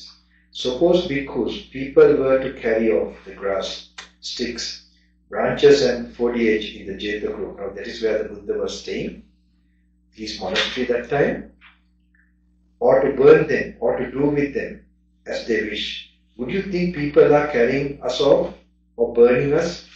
Now for example, it's like this place here. Okay? So if you think this, our body is, what is this? This monastery. Okay? So if someone is taking something from here, we will, but of course now we own it, so it's like kind of me there. But otherwise, you find like it's the same, our body is like something very much not ours. So if you can consider like now someone going to carry some leaves from here or tree or cut a tree or something, it's not affecting us. So he's telling to think like that. Suppose because people were to carry off the grass, sticks, branches and foliage in this Jeta grove, or to burn them, or to do with them as they wish, would you think people are carrying us off, or burning us, or doing with us as they wish? No, Venerable Sir. For what reason? Because, Venerable Sir, there is neither ourself nor what belongs to ourself. So actually, it becomes very hilarious actually, because in the modern times, the Buddha's time, of course, they should temporarily stay in those places and go. But today, if someone takes something from the monastery, it's a different story. So, the Buddha's time, of course, it was very well seen that is not mine, it's not ours. But today it's very much more personal. No, Venerable Sir, for what reason? Because, Venerable Sir, that is neither ourselves nor what belongs to ourselves. So too, bhikkhus, form is not yours, feeling is not yours, perception, consciousness is not yours. Abandon it. When you have abandoned it, that will lead to your welfare and happiness. If you learn to practice this and look at it like your own body feelings like that outside. As I told you, I was facing attitude sickness or near-death experience in Kailash Masala. That time, now we have been trained to see like this. So that is already we know like when we are going to maybe die or pass away, like to watch like that. So it has been trained in the mind so that it's not like you are saying that I am dying. It's like you're seeing a phenomenon of death happening. So it's not. I'm not telling. Only a very perfected being will. That's why, as I said, if it happens like that, they will not die because you don't associate with what dies. When you associate with what dies, only death happens to you. Okay. So this is how the death will not happen to a final enlightened being. But he will be watching. You could not say he watching something, actually. He will be with that wisdom. Okay, of no person there in anything, or that is an idea. That a person is a concept, is an idea. Because it should be to a thing that will not change. If something is, you can call it this is mine, it should be something that will not change. So if normally all what we are thinking as ourselves is a changing thing. Only by introspection and wisdom we get to know that it's really becoming obvious to us, the change, and then there's no person, it's like a mentally created one with our craving. So with craving, attachment only we get like an idea, concept of, even I told you about a taxi driver in Sri Lanka. So young man, so he, the tuk-tuk, in Sri Lanka we have three-wheelers, so those taxis. So he sometimes talks with the three-wheeler.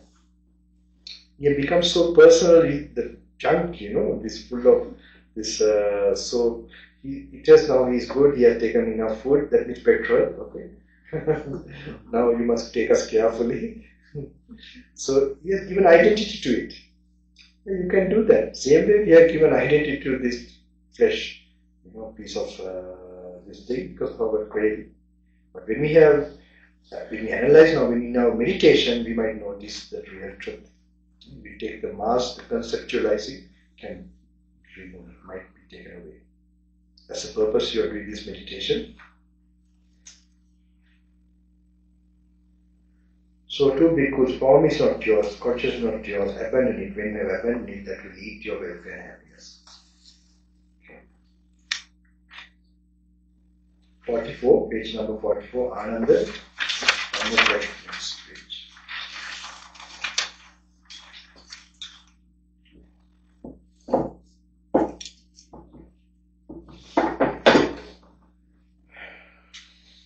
Did you find that? Single in Dhamma?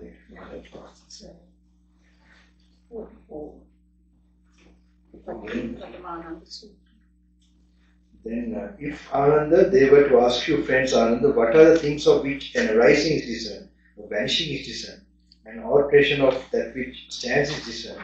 Being asked thus, how would you answer? Venerable Sir, if they were to ask me this, I would answer thus. Friends, with the form and arising is discerned. Again, this you are looking like from your Nibbana, complete emptiness.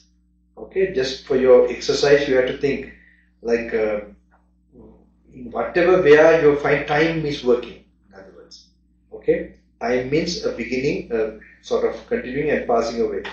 Of any, this all exists. This exists in a body, material things, and then in consciousness.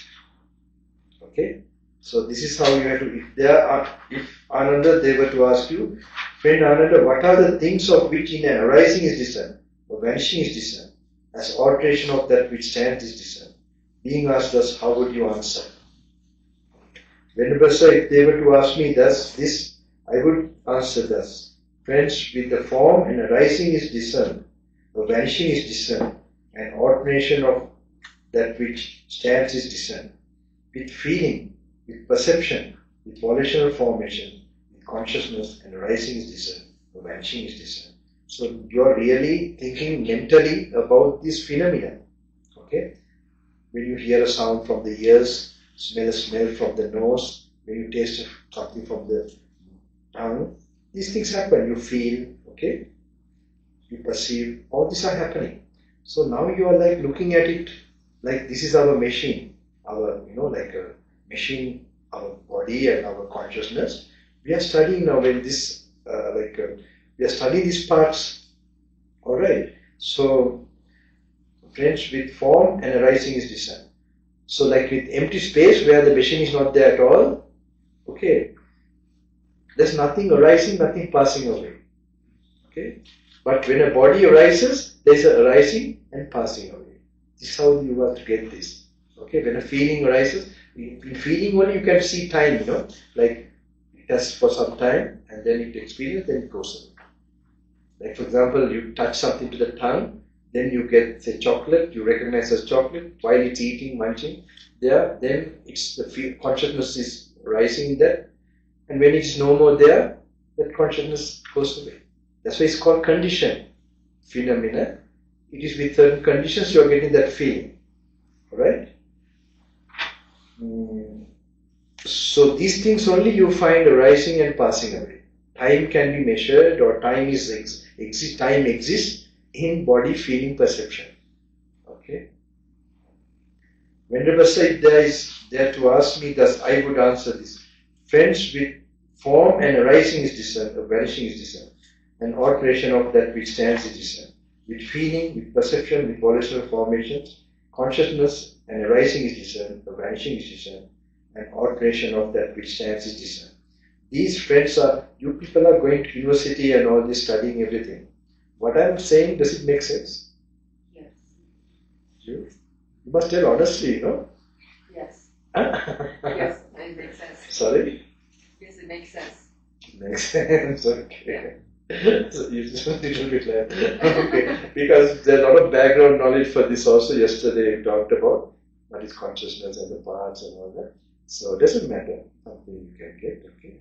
Because now I'm going to a very pinpointed contemplation I'm giving to them. What they have to think, but with the background knowledge. That was yesterday a full discourse. If someone wants to, they can go through from the YouTube. YouTube is uploaded now. Oh, It's not live. alright. So when it goes to Colombo and come, it will take some time, I'm sure. Doesn't matter.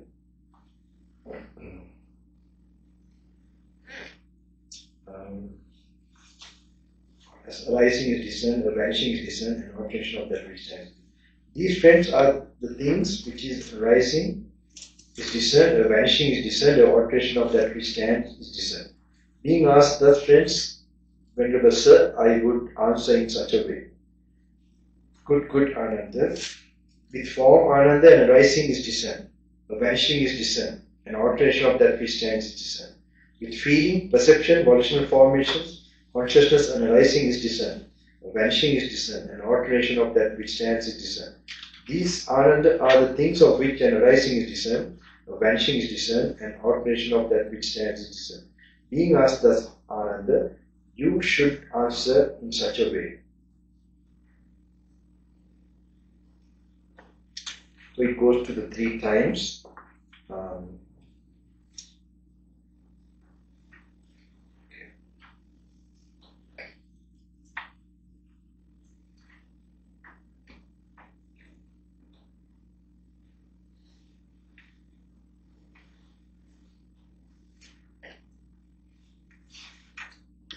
Actually, my teacher didn't read like this to me. Okay. So I'm like spoon feeding you all. Really. He just told me to read this, read that. And then we did it on our own. That's how it should be done. So don't be too attached to meeting me like this and reading, like getting this. It's not a good way also in a way. Okay, because it's a self thing. You have to go with your own interest. I'm also not interested to force this. If you really think there's something you can get and this thing, that way you must go. That's how I went to my teacher. And when he told me to refer to those books, immediately I went to the library. So there are other monks or other people there. They were not so interested. They also saw this young boy those many years back that I was very strict about it. Then I immediately started the practice. We had a small hut, okay, and kerosene lamp. It was very simple living. And I told you there's a beautiful scenery, the lagoon. So it's like a big lagoon, the island, 2 islands. So even the island, I didn't look at it, because I knew it's sensual. So I told you I delight only in compassion meditation as something to enjoy. So this way, it really helped, this attitude and this way. And then, of course, going to get the food and then come back. And then going reading and then, not reading whatever he told me to complete. So I started reading with the oil, the kerosene lamp, the night. And from time to time little chanting, sometimes sitting down, metta meditation, compassion meditation, about 1 hour like that. Then reading like that. Spent for 14 days. But I knew this brought me to something. Now this has a building up a certain way. You've already done Word of the Buddha. Now you're gone like this. So 5 days I have made it. But at least I see 4th day, you should, if you have done it properly, something should happen. If some very fine thing should, at least something should start to each one according to their potential. And it's so strong karma for you to also be exposed to like this, so definitely. I said not to expect anything, some lightning or flashing, not like that. Okay, just read, contemplate, be alone. Just do that, that's enough. And that can go refuge that the master, that though he's physically not there, there's that mystical force of compassion for the beings to get liberated. But then you are not to dwell too much on that, but make sure you read and try to do the walking meditation. That's where very crucial. And then sometimes you might have, if you're really in solitude, you will have like daydreaming coming too much. Okay? So then little chanting like that. Don't allow it to go, you recognize it when it comes. More sleepiness might come. Then you know in the night you gave this much sleep. Then that time, no, you become strict. Alright? And for food, when you're eating, when you're going for dana, that time also, because that's the only outlet you have. So that also you can try not to taste and contemplate. When little bit you contemplate, that's good enough. Okay, then rest of the time, if you, it's okay, don't worry. I told you some other thoughts would have come yesterday, or even sometimes it would come later, even still, sensual thoughts, very hidden thoughts. If you're really staying, if you've been talking and mingling around, this won't happen. That will be a waste, because if you're really in solitude, that's why I told you it's a karmic operation, this retreat. So for it to get operated, you have to, one very important, try to be alone. Go away from people who you know. Compassion in your heart.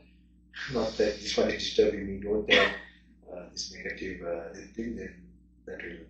Okay. I told this in the beginning of the retreat. Alright. 56, these are good ones.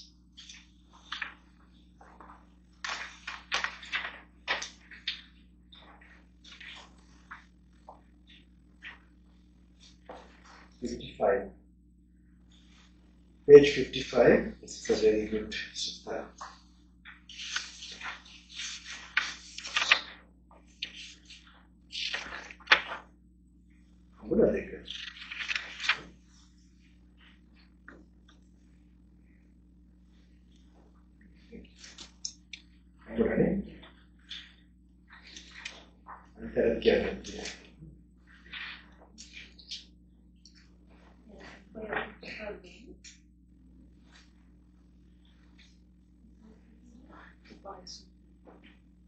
ඊට පස්සේ තමයි බීජ සූත්‍රය. හරිද?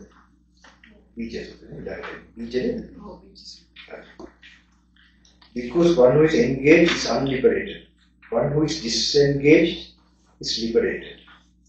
Consciousness because while standing might stand engaged with form, based upon form, established upon form. With the sprinkling of delight, it might come to growth, increase and expansion. Or consciousness while standing might stand engaged with feeling, engaged with perception, engaged with volitional formations. Based upon volitional formation, established upon volitional formations. With the sprinkling of delight, it might come to growth, increase and expansion. Because though someone might say, apart from form, apart from feeling, apart from perception, apart from volitional formations, I will make known the coming and going of consciousness, its passing away and rebirth, its growth, increase and expansion. That is impossible.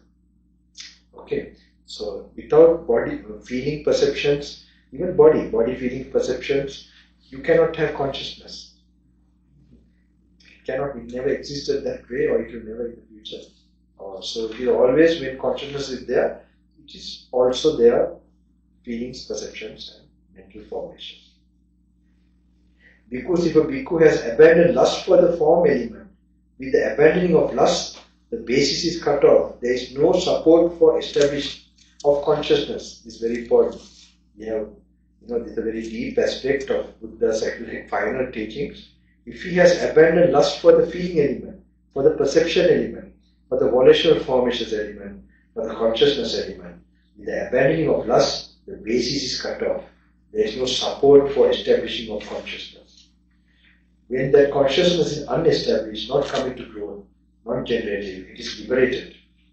By being liberated, it is steady. By being steady, it is content. By being content, it is not agitated. Being unagitated, he personally attains Nibbana. He understands, destroyed his birth, the holy life had been lived. What had to be done had been done. There is no more for the state of being. It's a very important sutta, right? You can fold it and maybe for enlightenment to something to be thought of, how the connection and consciousness is there. So you're walking, it's a big revelation of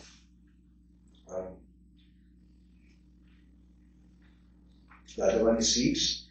Because there are there are these 5 kinds of seeds. What 5? Root seeds, stem seeds, joint seeds, cutting seeds, and germ seeds. At the 5th. If these 5 kinds of seeds are unbroken, unspoiled, undamaged by wind and sun, fertile, securely planted, but there is no earth or water, would these 5 kinds of seeds come to growth, increase, and expansion? No, Venerable. If these 5 kinds of seeds are broken, spoiled, damaged by wind and sun, unfertile, not securely planted, but there is earth and water, would these 5 kinds of seeds come to growth, increase, and expansion? No, Venerable.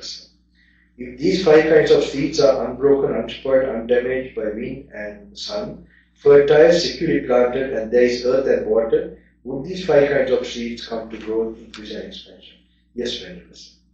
Because the 4 stations of consciousness should be seen as like the earth element. Delight and lust should be seen as like the water element. Consciousness together with its nutriment should be seen as like the 5 kinds of seeds. Consciousness, because by standing, might stand engaged with form, based upon form, established upon form. With a sprinkling of delight, it might come to growth, increase, and expansion. Or consciousness by standing might stand engaged with feeling, engaged with perception, engaged with volitional formations. Based upon volitional formations, established upon volitional formations. With a sprinkling of delight, it might come to growth, increase, and expansion. Because though someone might say, apart from form, apart from feeling, apart from perception, apart from volitional formations, I will make known the coming and going of consciousness, its passing away and rebirth, its growth, increase, and expansion. That is impossible. Because if a bhikkhu has abandoned lust for the form element, with the abandoning of the lust, the basis is cut off. There is no support for the establishing of consciousness. If he has abandoned lust for the feeling element, for the perception element, for the volitional formation element, for the consciousness element, with the abandoning of lust, the basis is cut off. There is no support for the establishing of consciousness. When that consciousness is unestablished, not coming to growth, not generative, it is liberated. By being liberated, it is steady. By being steady, it is content. By being content, he is not agitated. Being unagitated, he perseveres in birth. He understands, destroyed his birth, the holy life had been lived. What had to be done had been done. There is no more for this statement. So after becoming fully enlightened, this statement, which all the enlightened beings say normally,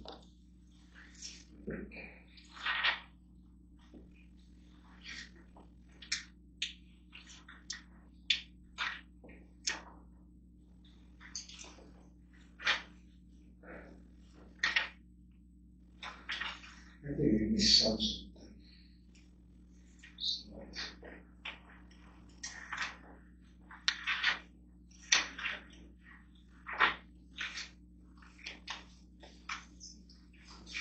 Samadhi is the killer people.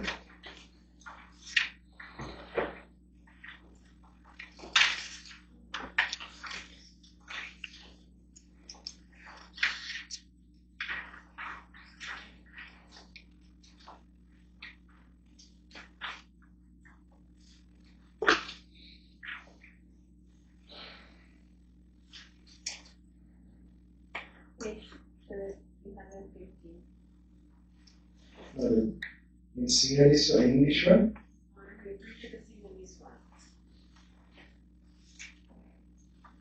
යට පිටුව තියෙනවා මොකක් හරි පිටුවක් number එකක් දාලා. යට පොඩියට ඒ page එකට below that page. Yes,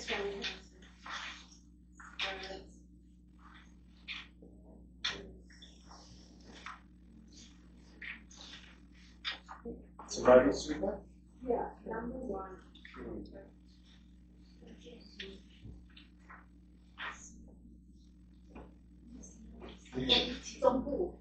In the below there is that Samadhi or Samadhi. Samadhi. Yeah, 319. Samadhi. Yeah. Samadhi. Some of these three careful, but there's no page number.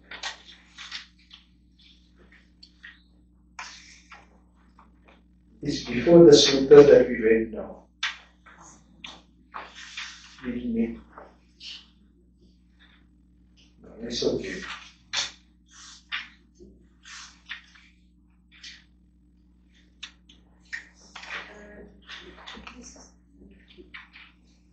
Oh, In English, so aren't they referring to 26, concentration? page 26. Wait, let me.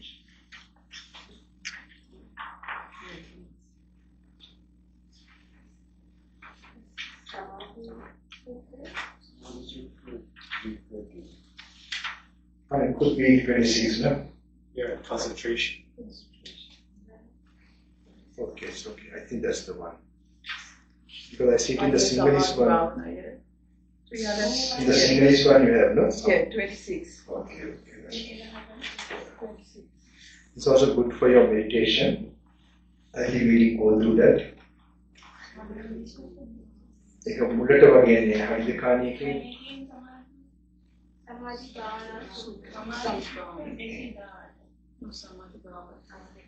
Page 26. Page 26 is the English one. Sinhala copy බලමු. 26 months. අපි කරේ නෑනේ කරේ ඒක පොඩ්ඩක් බලමු. ඒක හොඳයි සක්මනේදී in the walking meditation is a good one to how to do it, you know. Bhikkhus develop concentration. A bhikkhu is concentrated to understand things as they really are. And what does he understand as it really is? The origin and passing away of form, the origin and passing away of feeling, the origin and passing away of perception, the origin and passing away of conditional formation, the origin and passing away of consciousness. And what bhikkhus is the origin of form, what is the origin of feeling, what is the origin of perception, what is the origin of conditional formation, what is the origin of consciousness. Here bhikkhus one seeks delight, one welcomes, one remains holding. And what is it that one who seeks delighting? What does one welcome to? What does one remain holding? One seeks delighting form, welcomes it and remains holding to it. As a consequence of this, delight arises. Delighting form is clean. Now this is very important. This way you can reflect about the condition, paticca. Okay, while you are walking, this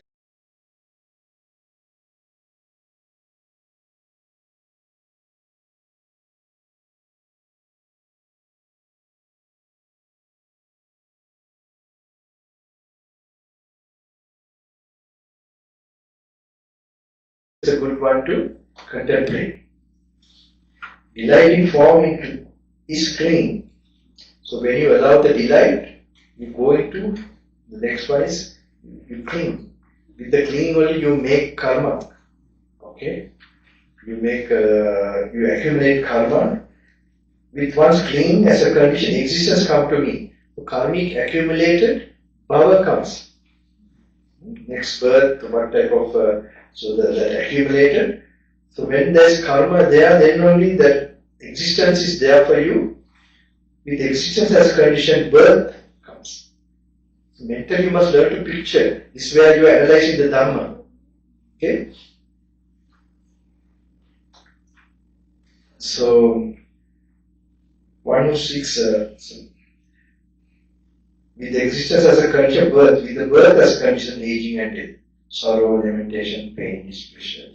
This is a good one to your walking meditation. So you have to see if you allow any pressure to the senses, anything, you allow that becomes later immediately clean. Okay, when you allow it, then that clean leads you to make karma with that, and then there's that existence coming. Okay, like that you have to see how it happens and how then the next. So now if you don't allow how it happens, also you can think. Okay, if you're not, now you're controlling like sense control, and then you went from samadhi. Like this, and then what happens? Then you are slowly stopping or reducing the wheel of life. Okay, it's wheel of life. So you begin to analyze the wheel of life. That is already can lead you to experience impermanence as well as nibbana. Just not, you should not know no detail what is wheel of life. It is just the cause and effect. Anywhere you have studied the cause and effect, you get an impermanent idea, impermanent realization. Do you know the Buddha's second disciple, main disciple who was who was second to Buddha in wisdom? It's called Sariputta. So what he only heard one, of course he is very special. He heard only what Ye Dhamma Hetu Pabhava. Just verse Ye Dhamma Hetu Pabhava Tesam Hetu Tathagata. Tesam Yoni Rodo Evam Mahasam, if I remember. Okay. Ye Dhamma Hetu Pabhava. Ye Dhamma, so any phenomena that arise by cause. Any Dhamma that arises, any phenomena arise by cause. When he heard that, he got the eye of wisdom, is called. Okay? Did you hear all this like this? No. So here just one link can trigger this. This is the, so this is, you have to meditate. That's the reason you have to learn to train to keep yourself aware of the present moment. That's one thing. Then read like this. So one of this can, one way of thinking can. These so many ways are given to you. That's why I said there are like 1,000 kamatanas, 1,000 techniques here. Some techniques should work for you. So that's the difference because you are exposed to the master himself directly.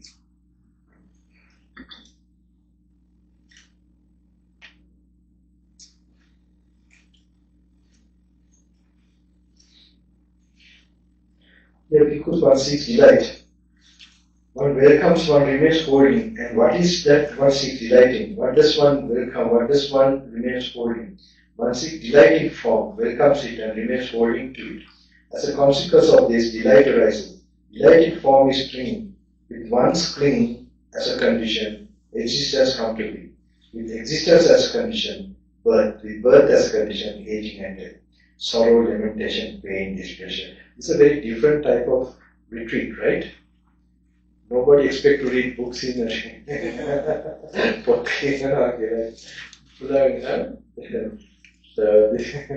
so this is a very different one. Book reading retreat. But this has now it's a time is getting, the importance is seen. The old method is called Paryapti Pratipatti Prativeda. Paryapti study, but it's not just study for exam. While you are looking, then you apply. That is called Pratipatti. That means you are applying what you are, now studying immediately, taking it as a meditation object. Then Pratipeda, the experience will come. Plus some experience of it. That is the purpose. That's why you are meditating and reading, not just reading. So these two should go together. Sitting down, getting samadhi also. Now here in this, I told you only morning 6 to 12 o'clock, only 1 hour. Because we have to, this we can't do like that. So 12 o'clock to 6 o'clock, also 1 hour only for samadhi meditation.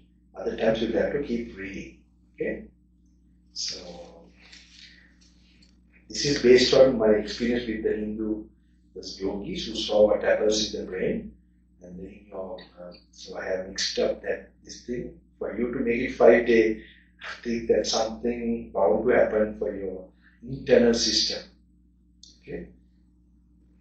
Because there's a power in this. Just if you read without understanding also, there will be upliftment of some special thing in your system.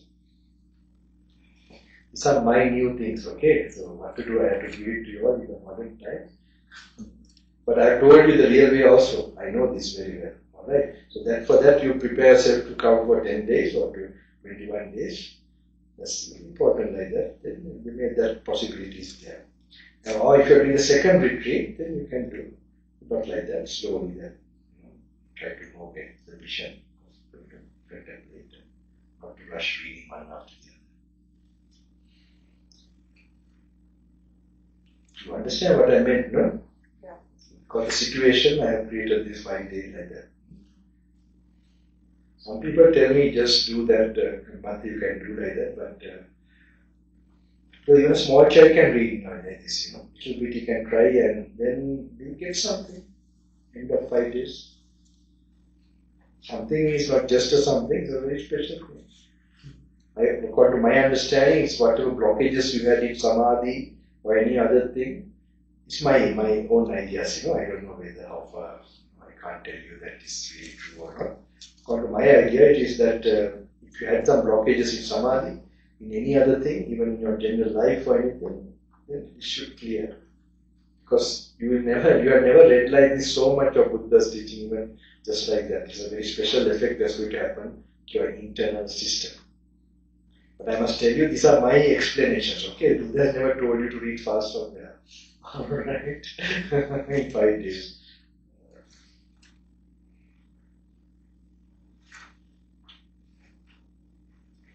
So that sutta.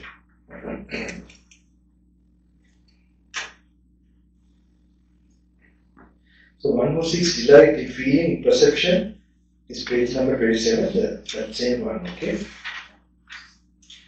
So if you must imagine also, when here bhikkhus, one does not seek delight, one does not welcome, one does not remain holding. And what is it that one does not seek delight in? What doesn't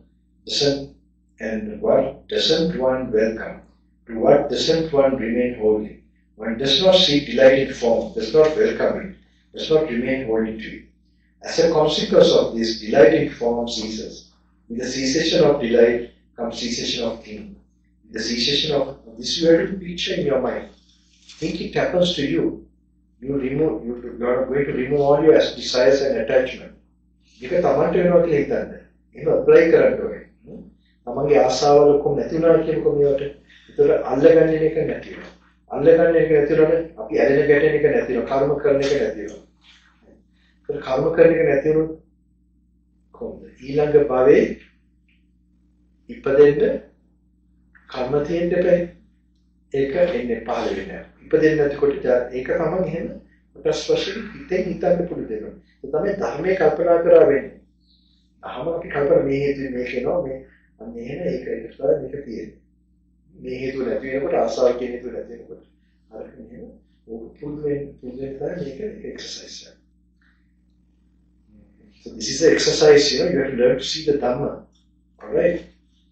When this is there, this will arise, and now when this is absent, so I think it happens to you. Okay? Like I will lose all my desires. Then how? Then I will not attach or, I will not, I will not get attracted, no, I will get repelled. Alright? So then I will not make karma. If I don't make karma, I will not get rebirth. Alright? Like that, if I don't get reborn, then I will have not to face to go to office or to work or to, all these things. Right? You can all think. And even if I do those things, I'm getting old and I'm going to die. Finally what is going to happen? Until one is fit, you try to do everything. So you can sit. But if you do these things, definitely something will happen.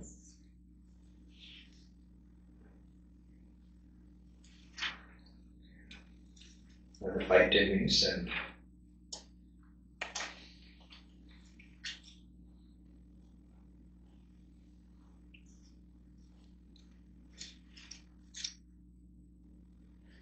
do you know anyone where we stopped last?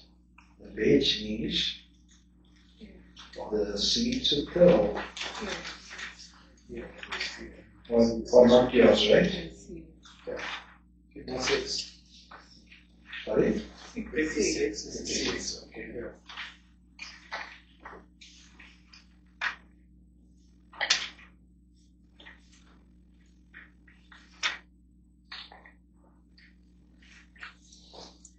මම භාෂාවෙන් ඡන්දේ වැඩි ඒකයි ඉංග්‍රීසියෙන් කියන්නේ. මම ඉංග්‍රීසියෙන් දැන් පරිශීලනය කරගන්න 57.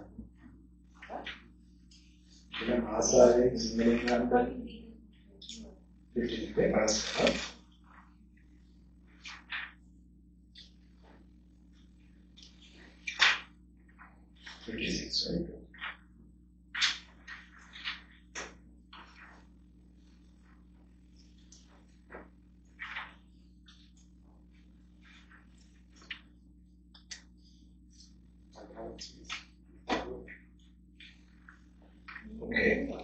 Page number 71.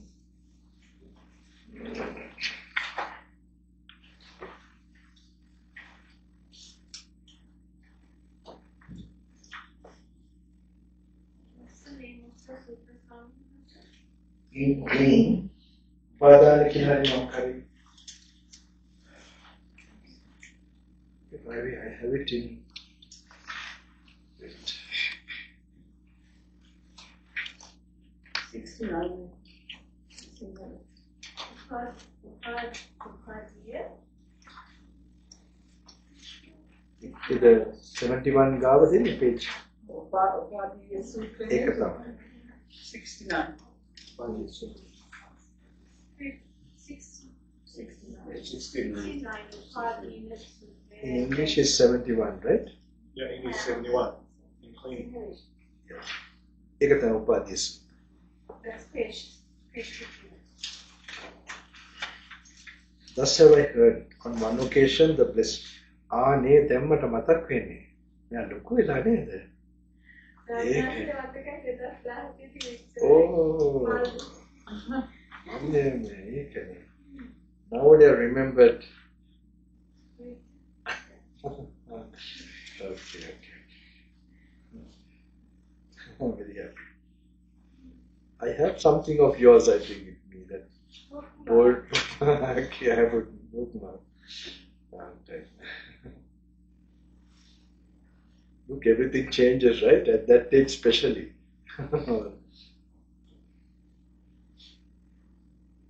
On one occasion, the Blessed One was dwelling at Savasti in Jetha Grove, Anathapindika's park. Then a certain bhikkhu approached the Blessed One, paid homage to him, sat down to one side, and said to him, Venerable Sir, it would be good if the Blessed One would teach me the Dhamma in brief, so that, having heard the Dhamma from the Blessed One, I might dwell alone, withdrawn, diligent, ardent, and resolute. Because in clinging one is bound by Mara, by not clinging one is freed from the evil one. Understood, Blessed One, understood, Fortunate One. In what way, bhikkhus, do you understand in detail the meaning of what was stated by me in brief? In clinging to form, Venerable Sir, one is bound by Mara. By not clinging to it, one is freed from the evil one. In clinging to feeling, to perception, clinging to form, Venerable Sir, one is bound by Mara. By not clinging to it, one is freed from the evil one. In clinging to feeling, to perception, to volitional formations, to consciousness, one is bound by Mara. By not clinging to it, one is freed from the evil one. It is in such a way, Venerable Sir, that I understand in detail the meaning of what was stated by the Blessed One in brief. Good bhikkhu, it is good that you understand in detail the meaning of what was stated by me in brief. In clinging to form, because one is bound by Mara. By not clinging to it, one is freed from the evil one. It is such a way that the meaning of what was stated by me in brief should be understood.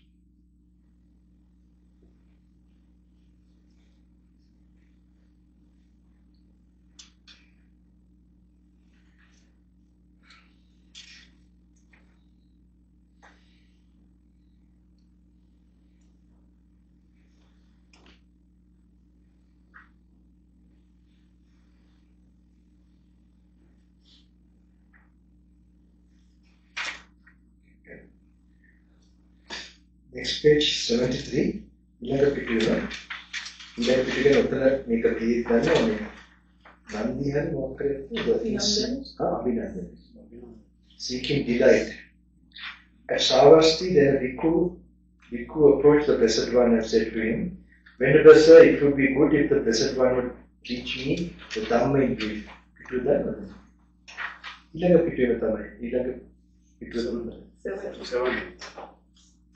70. Single is 70. Hattava. Then a certain bhikkhu approached the Blessed One and said to him, Venerable Sir, it would be good if the Blessed One would teach me the Dhamma in brief. Bhikkhu, in seeking delight, one is bound by Mara. By not seeking delight, one is freed from the evil one. Understood, Blessed One, understood, Fortunate One. In what way, bhikkhu, do you understand in detail the meaning of what was stated by me in brief? In seeking delight in form, Venerable Sir, one is bound by Mara. By not seeking delight in it, one is freed from the evil one. In seeking delight in feeling, in perception, in volitional formations, in consciousness, one is bound by Mara. By not seeking delight in it, one is freed from the evil one. It is in such a way, Venerable Sir, that I understand in detail the meaning of what was stated by the Blessed One in brief.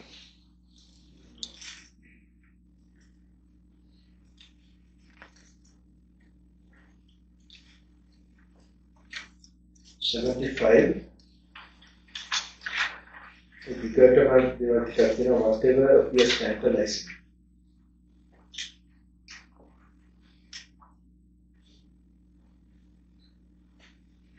'75 Radha Radha. That's page 73 from Signal is 73. At Savasti, when the Venerable Radha approached the Blessed One, paid homage to him, sat down to one side and said to him, Venerable Sir, how should one know? How should one see so that in regard to his body with consciousness and regard to all external signs, I-making, mind-making, and underlying tendency to conceit no longer occurs within? Any kind of form whatsoever rather, whether past, future or present, internal or external, gross or subtle, inferior or superior, far or near, one sees all form as it really is with correct wisdom thus. This is not mine, this I am not, this is not myself. Any kind of feeling whatsoever, any kind of perception whatsoever, any kind of volitional formation whatsoever, any kind of consciousness whatsoever, whether past, future, present, internal or external, gross or subtle, inferior or superior, far or near, one sees all consciousness as it really is with correct wisdom that this is not mine, this I am not. This is Attanagalla Sutra, the way it should be seen, right? Atita Anagata Pachuppanna Chattava Vaitanga Olarikam va Sukumava Hinam va Panita Nandureva Santikeva Sampanta Rupa Vedana Sanya Sankaravina Neta Mahamesu Hamasu Make a root. We take for example body, okay, or feeling, perception. Atita means the past, okay. Atita Anagata, the future. Pachuppanna, the present. These are all possibilities Buddha is saying. Achattanva, your body, or what you call yourself here. Achatta Bahitanva, what is outside. Okay, all other bodies. Odarikava Sukumava. So it can be the elephant's body, for example, or the ant's body. Odarikava Sukumava, Hinamva Panitanga. Hina, you can take like the Apaya or the hell words, alright? Panitava, Devaloka, Brahmaloka, the body, feelings there. Hinamva, Yam Dureva, Santikeva, what is close, what is far away. So all possibilities of body, feeling, perception. Netam Mama Nesu Hamas. Amesu Vata. It's not me, not I, not myself. Okay, so that you let go any idea of self in any kind of body feelings that can arise in this whole universe or in existence. Okay, so this is a good exercise actually. Where you know, in the morning you will have a bit of it, I think. In the morning, I don't know the recording I did here. Let's see.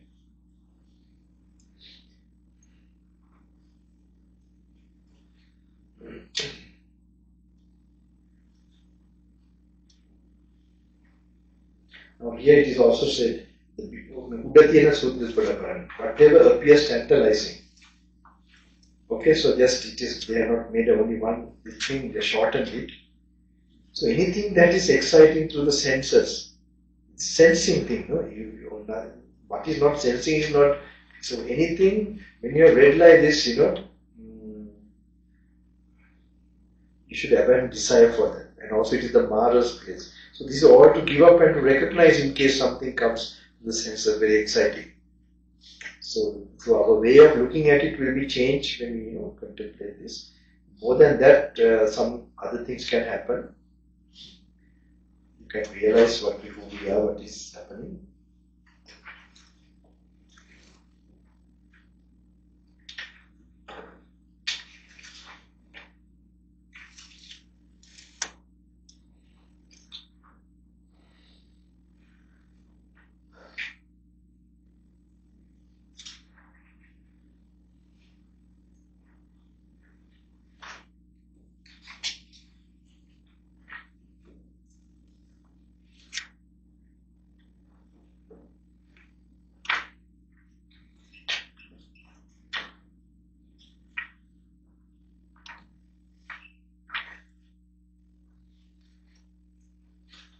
Okay, 124. Because the leash. Gnanaloka Thero. Baldy. 120. ඒක තියෙනවනේ. ඔකේ තියෙනවා. එතකොට මේ කීයද 120.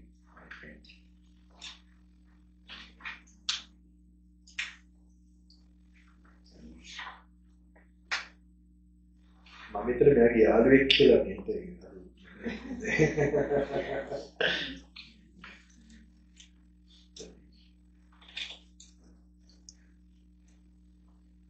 124 at Savasti, because the samsara is without discoverable beginning. The first point is not discern of beings roaming and wandering, hindered by ignorance and fettered by craving. There comes a time because when the great ocean dries up and evaporates and no longer exists, but still I say there is no making an end of suffering for those beings roaming and wandering, hindered by ignorance and fettered by craving. There comes a time because when Sineru, the king of mountains, burns up and perishes and no longer exists, but still I say there is no making an end of suffering for those beings roaming and wandering, hindered by ignorance and fettered by craving. There comes a time because when the great earth burns up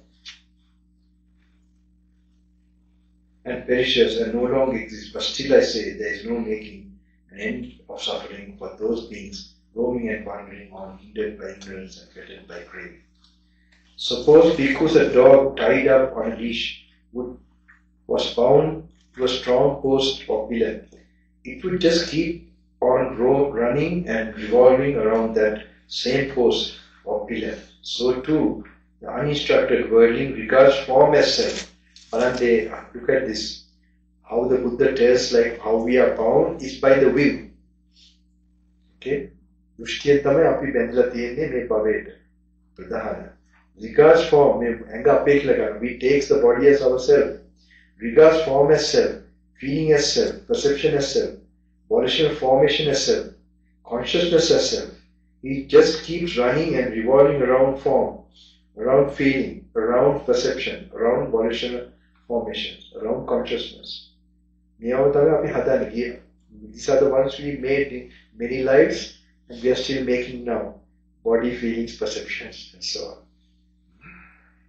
As he keeps on running and revolving around them, he is not freed from form, not freed from feeling, not freed from perception, not freed from volitional formation, not freed from consciousness. He is not freed from birth, aging, and death, nor not freed from sorrow, lamentation, pain, displeasure, and despair, nor freed from suffering, I say. But in the instructed noble disciple does not regard form as self, nor feeling as self, nor perception as self, nor volitional formation as self, nor consciousness as self. He no longer keeps running and revolving around form, around feeling, around perception, around volitional formation, around consciousness. As he no longer keeps running and revolving around them, he is freed from form, freed from feeling, freed from perception, freed from volitional formation, freed from consciousness. He is free from birth, aging, and death, free from sorrow, lamentation, destruction.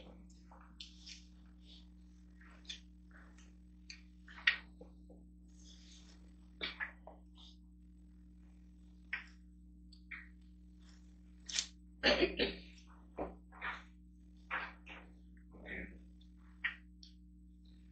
Page number 138.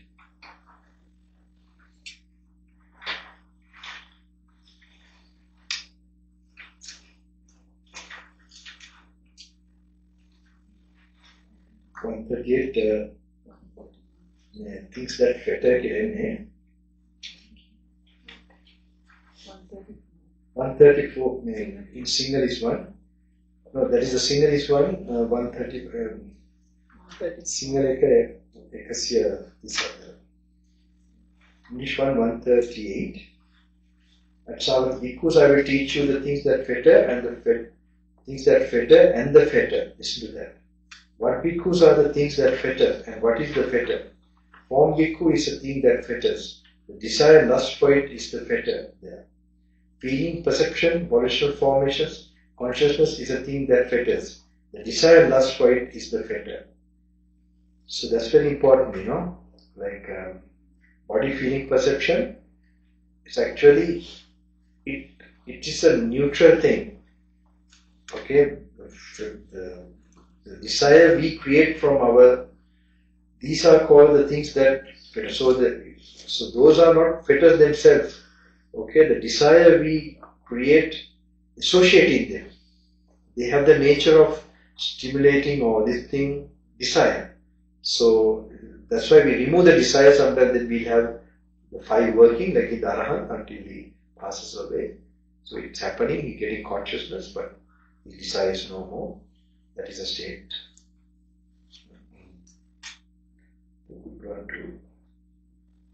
That's why liberation is also possible. We have free will to do this. Otherwise, if we are bound to have desire, okay, I think I've covered it. Alright, exact timing. Okay, today I did have kind of, but I should not practice. Now I know, though I feel fit, I can't press too much. So what we do, in this section you should read, let's see.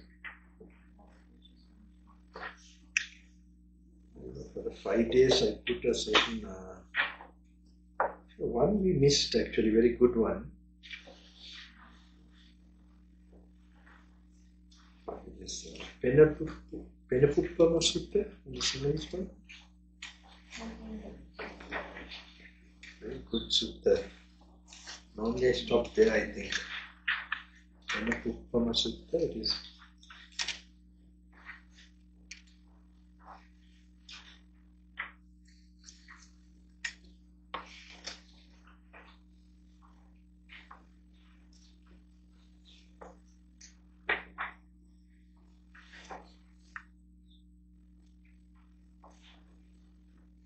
Yeah, it's here. Yeah, this is already marked, but I missed it. Okay, 117, page number 117. I will read this, but you must read until this. That is, let's see.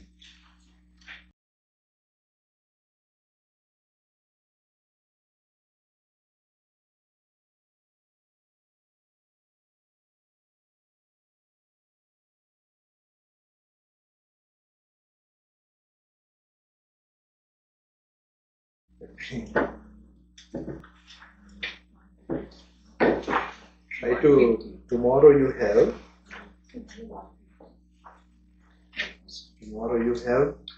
day after tomorrow morning you have, so you just have to, if you don't find time, then you'll have to little fasten your reading. Okay? Don't worry about not understanding properly. Alright? Lump of foaming, 117 page.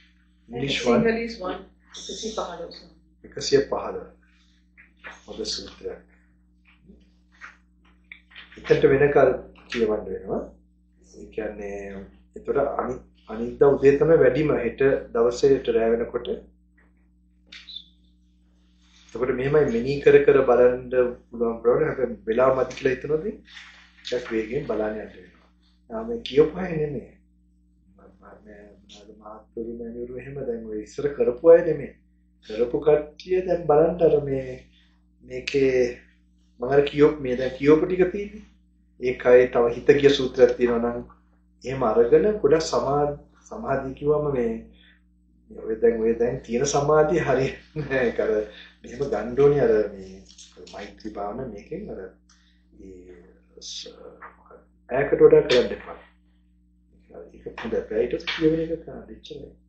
කියවලා කියන්නේ අර වගේ මෙහෙම ගලපන්න තම හිතෙන් ධර්මයේ කල්පනා කරන්න අන්න ඒකට අවශ්‍ය කොටස් ටික තීරිච්ච කොටසක් තියෙනවා නම් ඒකත් අරගෙන අන්න එහෙම පොඩ්ඩක් බලන්න. ඒ කරපු කට්ටිය who have done already I'm talking about they can මේක බේගින් කියවන්න ඕනේ නැහැ.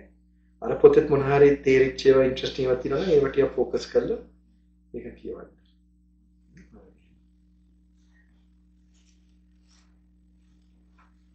But who are doing first time, do a little bit of that, okay?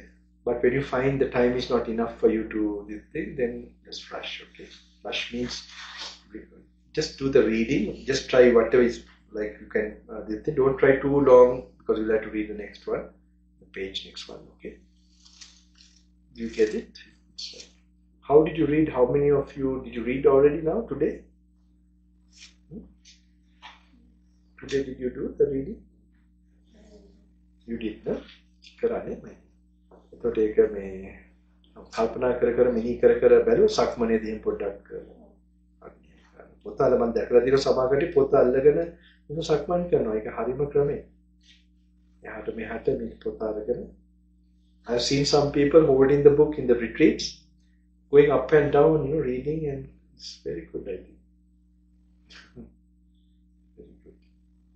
Because our wisdom, prajna, to open up that wisdom, you have to think the Dhamma separately. But not too much think. That's why you bring the attention now to the present moment. Like that you have to mix it. And what you're reading, sometimes you must try to apply to you. It's happening. Like that, there's an exercise like that.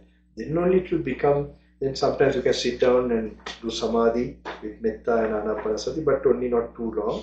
But for your only 1 hour between 6 in the mornings and 12. And 12 to 6 also 1 hour. Morning you have all the time. Whole morning you have from 3:30 of course. That's only for samadhi. I will see, I will try to come, I don't know my body, you see. Okay. Did you all come? The recording is going. I'm little not, confident with my, this much I can do, that's enough. You can, easily do the other things. Even if I don't come, even tomorrow, I will come, but you don't need this much of telling. You know already now, this you have to complete until this, okay? This, the lump of foam.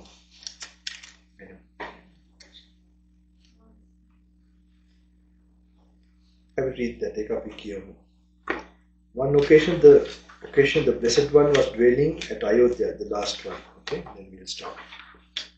On the bank of the river Ganges, there the Blessed One addressed the bhikkhus thus. Bhikkhus, suppose that this river Ganges was carrying along a great lump of foam. A man with good sight would inspect it, ponder it, and carefully investigate it. And it would appear to him to be void, hollow, insubstantial. For what substance could there be in a lump of foam? So too, because whatever kind of form there is, whether past, future or present, internal or external, gross or subtle, inferior or superior, far or near, a bhikkhu inspects it, ponders it, and carefully investigates it. And it would appear to him to be void, hollow, insubstantial. For what substance could there be in form? Suppose, bhikkhu, that in the autumn, when it is raining and the big raindrops are falling, a water bubble arises and bursts on the surface of the water. A man with good sight would inspect it, ponder it, and carefully investigate it, and it would appear to him to be void, hollow, insubstantial. For what substance could there be in a water bubble? So too, bhikkhus, whatever kind of feeling there is, whether past, future, or present, internal or external, gross or subtle, inferior or superior, far or near, the bhikkhu inspects it and ponders it and carefully investigates it, and it would appear to him to be void, hollow, insubstantial. For what substance could there be in feeling? Suppose, bhikkhu, that feeling, how you should, water bubble, what for a short while, it bursts, is so fragile. Same way of feeling, so fleeting. Even a meditation feeling of peace and all that also. So, suppose what is better than the experience of a sense experience feeling, sensual feeling.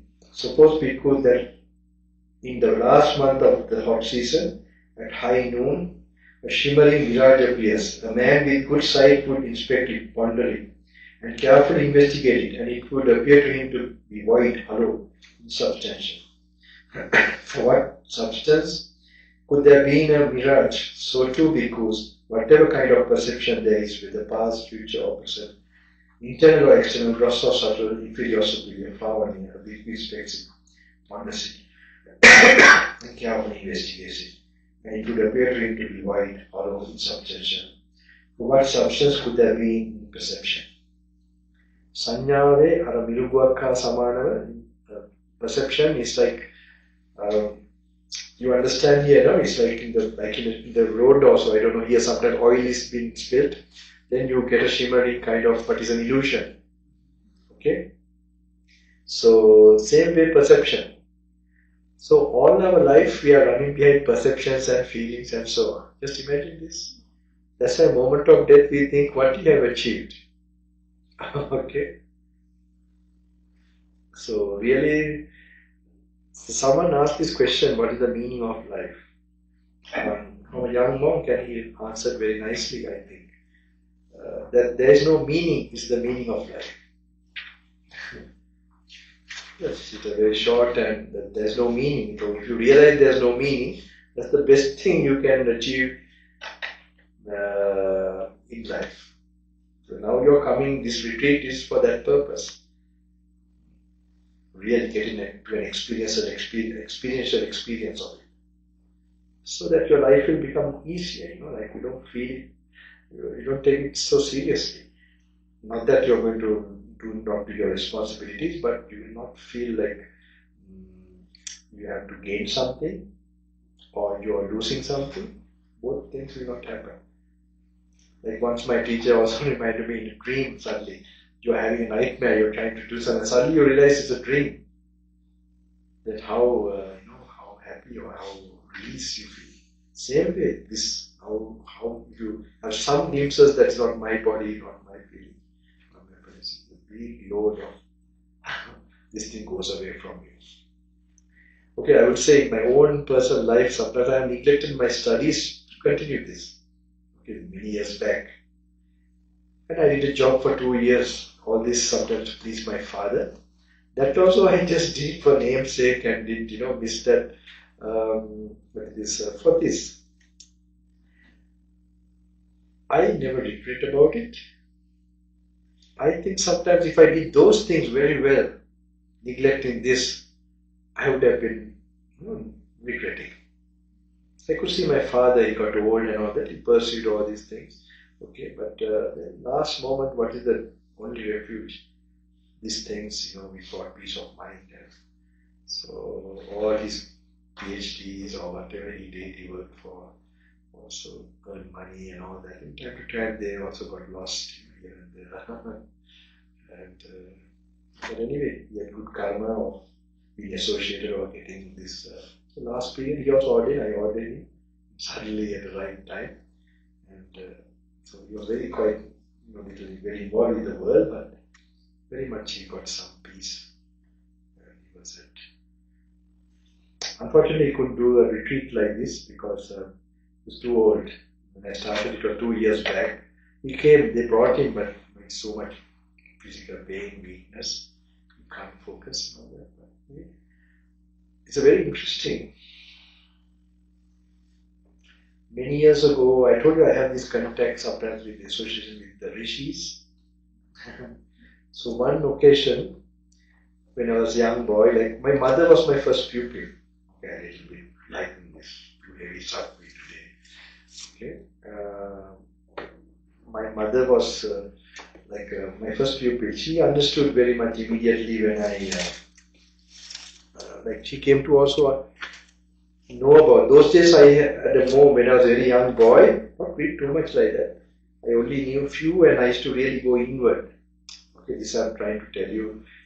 I lost a little bit of that practice, but I know that is the level and how it should be done.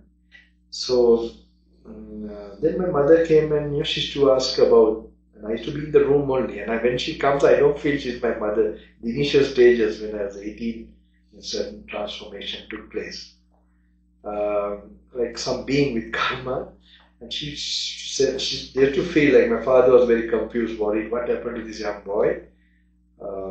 So then she got some experiences of emptiness and meaninglessness from this kind of looking at reality, or even like seeing the body is like foam and perception is like like a mirage. You have to observe, you really notice it like that. That needs a little bit stopping and, a little bit relating the perception part and with the mirage thing. Okay, and the other one, consciousness, is told as a magician. Magician shows something, but it's like same way our consciousness. There's nothing in it ultimately. So like that, if you little bit do like that, you will actually get your personal awareness of it. තමන්ටම තමන්ට අවධානයේවි තමන් ඒ වගේ එහෙම ගලපන එකක් තියෙන්න ඕනේ. කියන තේරුණා නේද තමන් පවුල් කියනවා.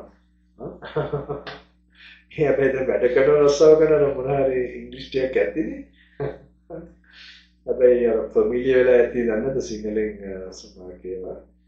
මේ කාරණා ටිකක් මම තේරුණා තු කියනවා මට ඉන්ට්‍රස්ටිං එකක් කියන්නේ. So what happened, I was able, my mother got some blessing from me actually those days as a young boy. So I had this connection with these rishis.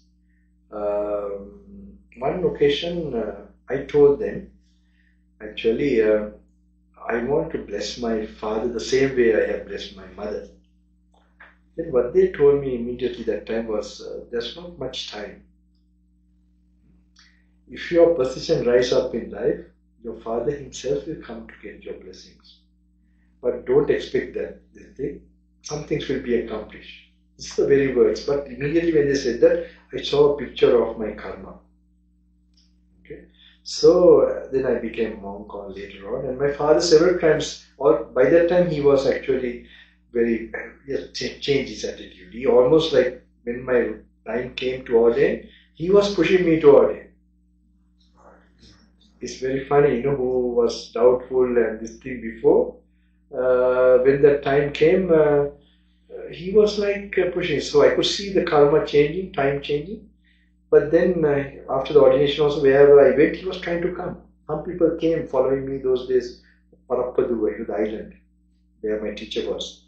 So I was with him.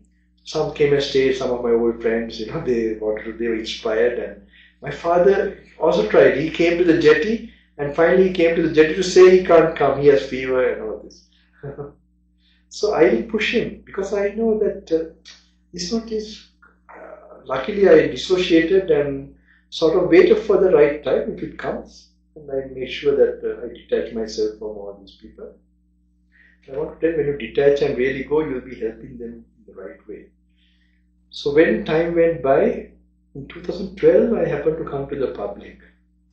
I don't know when, in Sri Lanka, after one of these Kailash trips, when I came back, it was like 10 cushions were kept at IBC, International Buddhist Center. And just a meditation retreat we were planning to, not a meditation like a discourse I was planning for the first time. Then when that was organized, suddenly 5 cushions all over the crowd. This is how it started. Without addressing somehow, then the program started like that. So when those programs started, my father also got to know a lot of crowd has come and so on. So he also happened to come. He waited for the first program, second, what was going on, so then he came, and in the gate also they didn't allow him because it was so crowded. He was saying, I'm the son, I'm the father. It was a funny situation that time. And I could see coming and sitting, like they allowed me later in front. Then I remember those words, I could see karma. Because his faith really comes to me, he has to see externally. Otherwise he would see, this is my baby, I'm the one who taught him. And he can't bend down really. Okay? So, so I saw the karma, now when my position arises, when people were telling, then only think, oh, there's something here. So luckily I knew this, so that I didn't push him. So when the society or the surrounding was recognizing or something, then he was there. So that's the time he can get something, but it was quite late, 2012. And so it went like that. He tried to get something time to time. And I didn't even force by, because he's reading the book or that he was not very into that. But I gave him something, whatever, maybe another life, at least something for him to one day get liberated. So very interesting. I want to tell you this because sometimes your children and your family, all you want to carry them all and go. This is one, two. You're also never going to go, and they're also never going to go like that. Okay. I have other experience of a cousin who passed away, who is lost. He died out of a crash, and his body was lost. And I happened to go to the exact place. I think I told this before. On one of my walking journeys, and how I transferred married. So, I should not push myself. While I'm well, I should leave, I think. Yesterday, did you not sing this now? Yes. Oh, really? Yesterday I was not feeling, I was suffering for a while for 4 months. Chikungunya, I don't know. So, just recovered, but not completely, I would say. I came and so still yesterday was the only day I gave that long, 4 hours, and just see them. But in the evening, like this time, before that, I was getting some unusual, so I think high blood pressure. Sugar was okay, I think, but pressure was high. So luckily we checked. I want to know what was going on so I can be more careful. But I got to know drinking more water, no? So, for the pressure. Good thing I found out. You read more, Okay. For pressure. I have to be careful because I'm a little attached now. A few more days. I don't want to upset. Giving you all, I can't afford to be. So, any questions? Not too long one. 2 is only allowed for each person. Okay, 2 questions. Okay. Oh, actually, I have too many, so. No, two questions. Joy. Okay, sure. No, two. Each one is 2 allowed. Okay. So go ahead. No, very good. Yesterday I was thinking. They're all so interested. That's why I felt so touched. All of the people who are coming. I feel so. I can feel there's something. So of course I cannot be here give everything, every answer for everything. But I'm giving you a main thing. Get it somehow quickly. But try to ask questions. Whatever I explain.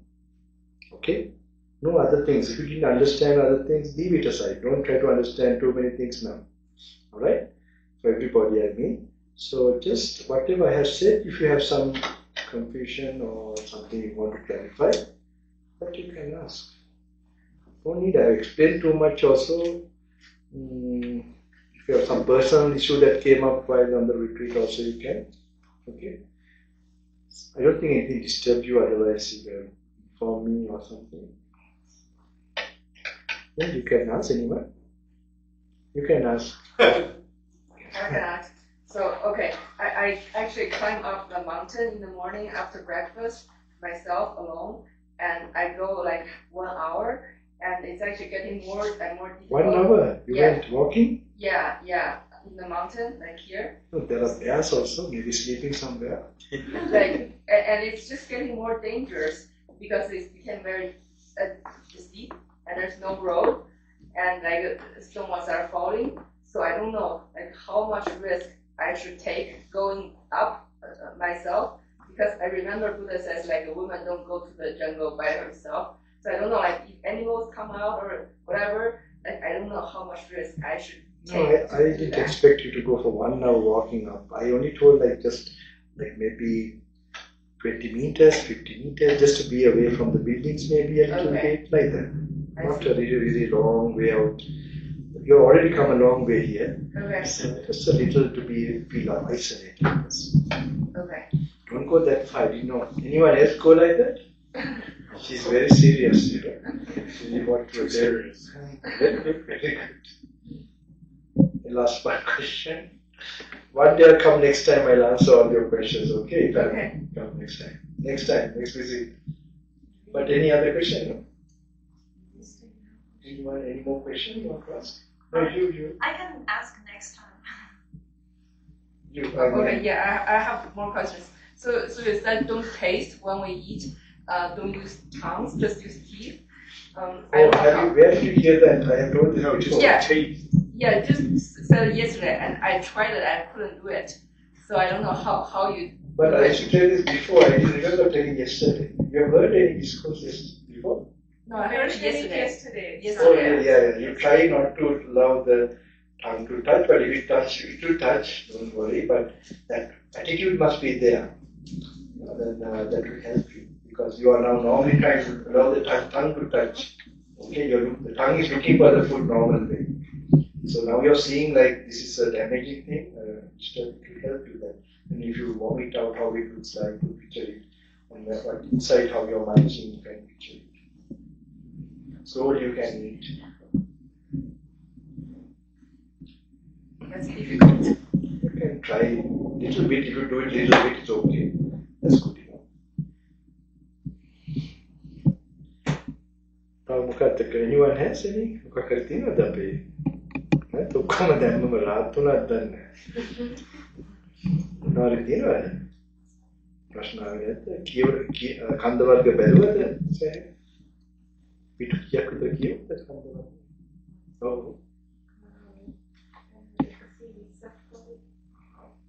ටිකක් වැඩියෙන් යනවා තේරෙනවද පොඩ්ඩක් හිමීට කරලා හිත කියවා contemplate කරන්න පුළුවන්. හිතක් තියෙනවනේ. Anybody else? Yes. So, my question is actually relating to my life right now, because my father got really sick. Because you were mentioning that the other day, you can feel this passion from, I don't remember the original words, is passionate from your family members. Then in that way you can give a better service. Could you explain that? Yeah. Yes, because from these practices also you can get the dispassion from wisdom regarding like this, So now, for example, okay, you can, now I tell sometimes if you have to look after very close people like your father and mother, think you're looking after another patient. Okay. Otherwise, what happens? You expect certain things from him. It should be like that, and you will have a lot of arguments also. Does that happen? Sometimes, suddenly you feel so. And also, now, for example, when I go to see my father those days, I know he would like, he would not like a serious meditation and practice or something. It will be too much for him. So sometimes when I went, my assistant or whoever, he took some chocolate cake or some, he was sick and not well that time, also old age, that period. So, and also I would not force him, when slowly, when possible. Times was like that, if you are detached, you know what is good for that person. If you are attached, you'll be so anxious, you just want to do, and it will not give you the right service from you. You have a self-interest, okay, you will not be able to judge correctly to anybody. Okay, it will blind your wisdom, so if you really want to help somebody, detach, compassion. That's how any type of compassion should be. Not only to your parents or anybody. Should be a detached compassion. No attached compassion. Something like that.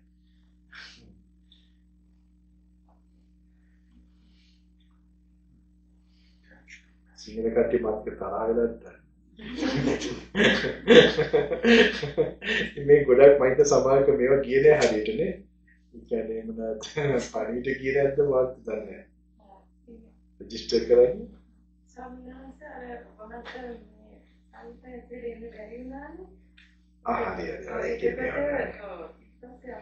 Flyers area. Flyers postulate there සමහරට පාසල්. ඉතින් මේකම ඒක පාට මම එනවා යනවා ඒ වගේ වුණානේ. අනේ වඩා ඔගනයිස් වෙලා තිබ්බ දෙයක් නේ අර ගිය පාර. ඔව් ඉස්සෙල්ලා දවස් 10 ප්‍රෝග්‍රෑම් එකක් සාම. ඔව් 10ක. ඔව්. ඒක මේ ඩැෂ්වර්ඩ් කියලා ඒක රිසර්ච් එකක්. ආරංචිලා රිසර්ච් එකක්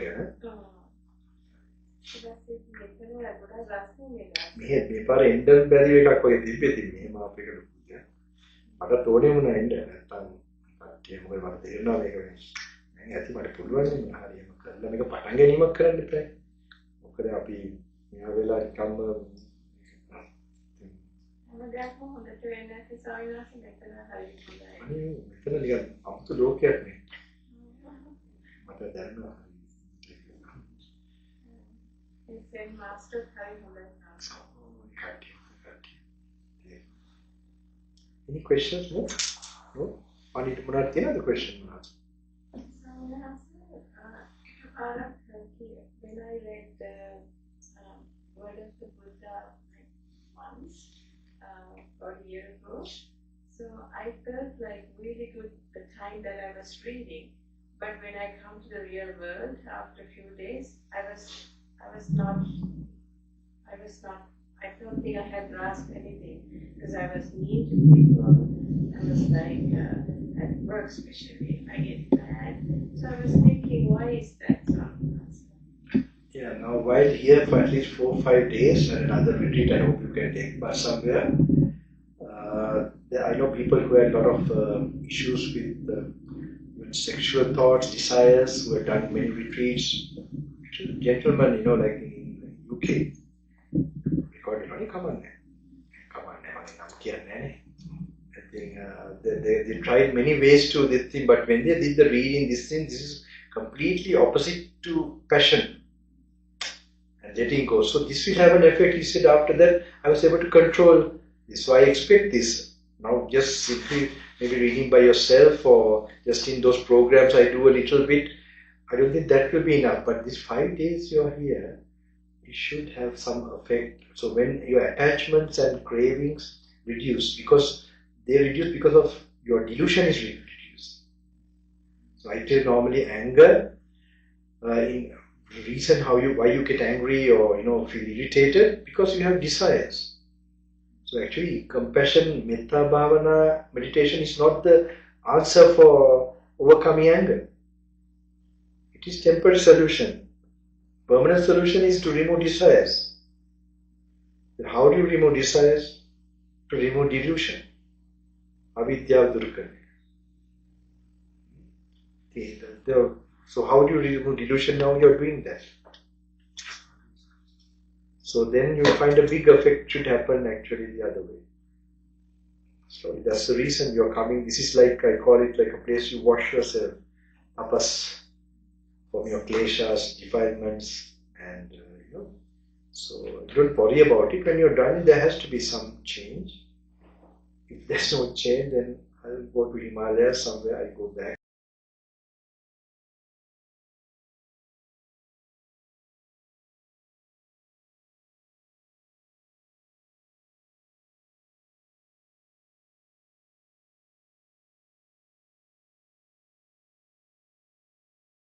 And practice and come. There has to be some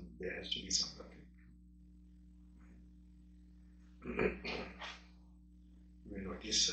So don't worry if you have these things also. If you keep on doing these things and put in these things, there has to be definitely some change. And once you have put yourself into that atmosphere and things, and you gain structure, and the things will start to change. And neurons, how they work.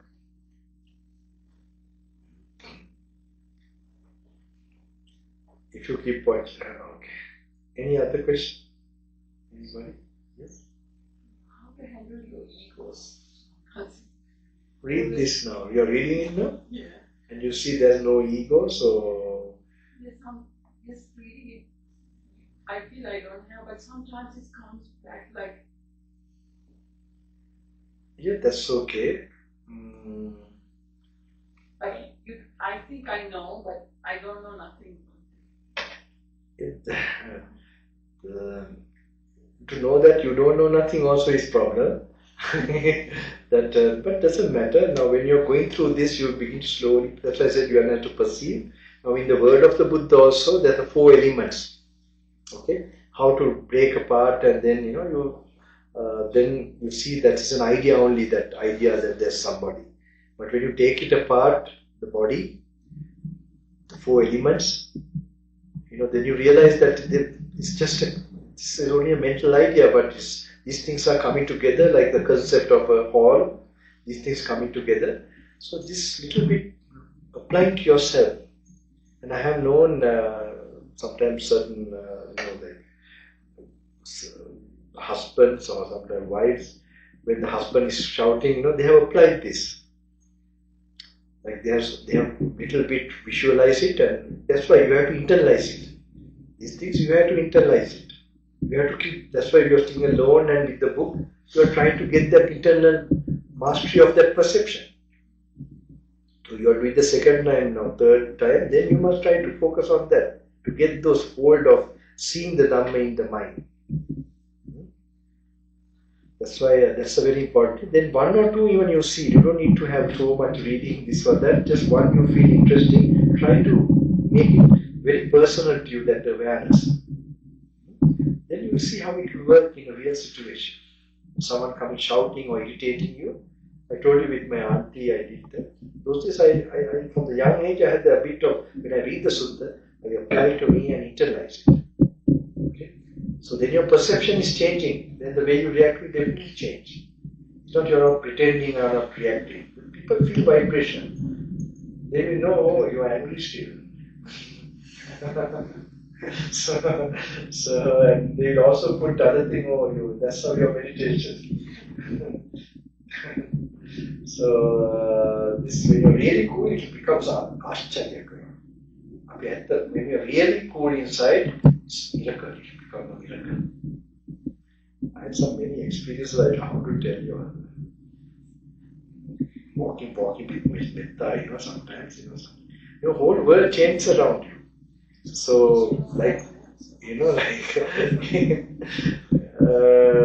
the TT or even some rough people in the streets, they come to the vicinity, suddenly, because positive energy or mind is more powerful than the lower minds, like anger, greed. You can control the mind. You can control the minds of people who are rough or angry or full of lust, or with this pure mind. Because it flows faster. It goes and it pervades them, and suddenly they're just shocked or in control. When they change, they also get uplifted from those negative. I know picturing so many things but happen, in like when I'm walking, like some people, they suddenly get up, they want to help me for no reason.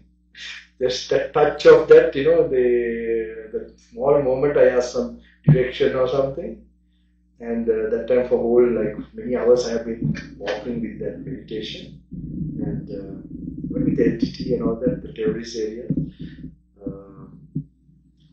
Then I knew that, of course, this is more powerful. And some of them told also, like there are times where they check everything and they don't, first thing they ask when their fear is, first they find suddenly woman dressed like this. And they in the bike, they don't want to get out of there, so ask, then I had a pass actually. So when I show the pass, they're looking at me that time, then I ask, then later, first thing they would ask after they know I have a pass, and then it's Shapada. Have you taken food? Everybody like asks like that, like on the road I'm there, and how human beings are so, like Shapada, then I said, yeah, I already taken.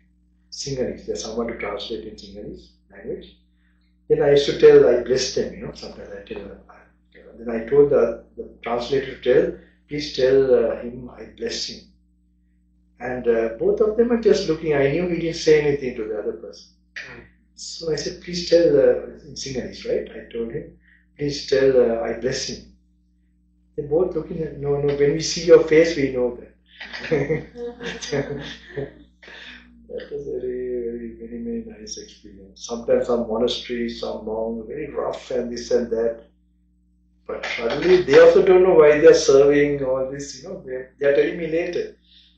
I don't know why I'm doing this, but I feel like so there's some, you will create the thoughts. Actually, those other thoughts also is a reflection of you. The potential you had, previous life, how you have some defilements you had, how you have. They're coming back to you through other people. So it's a time for you to clear it now. Not react in the same way. Otherwise, it's a big problem for us. Anyway. The whole place, when you don't react, really don't react, that karma gets finished. And less people will start to trouble you later. Of course, some things might come up, but because more you'll be reacting, you'll have to face that things again and again, even in this life. So this retreat will help definitely. Don't worry.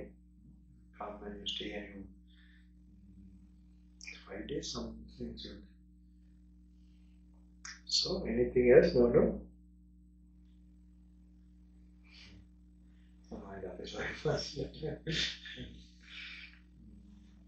Sama sami ready, right?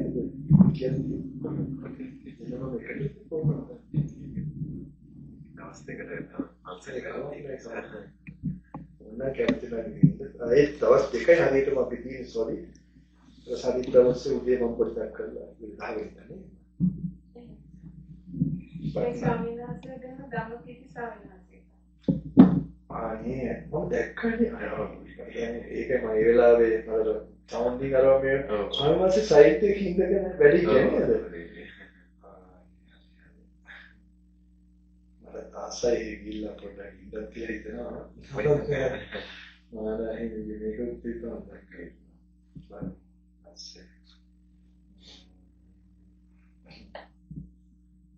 Sikkaran dari itu, nama pikiran kita tadi. අවසන් Itu wajar kan? Tidak pesan masalah. Talagala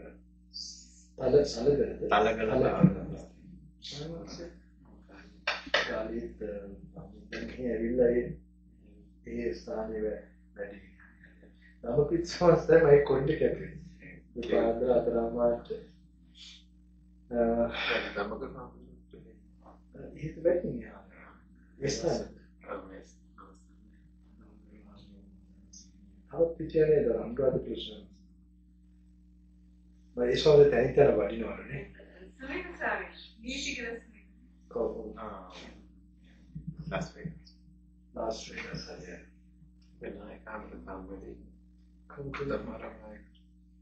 ni අවුරුදු 7කට එනකොට ධර්මායතනෙ නෙත් තමයි ඇසෙන්නේ. විතර ස්ථානේ කරුණාමයක් වෙන පාවලි.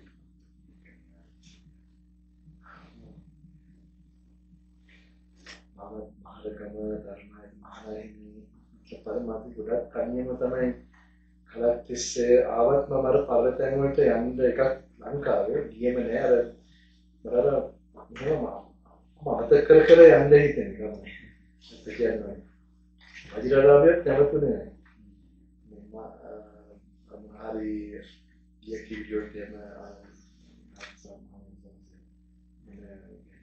කයි දෙපාරක් හිතේ තාම ගමනක් යනවා කියන්නේ.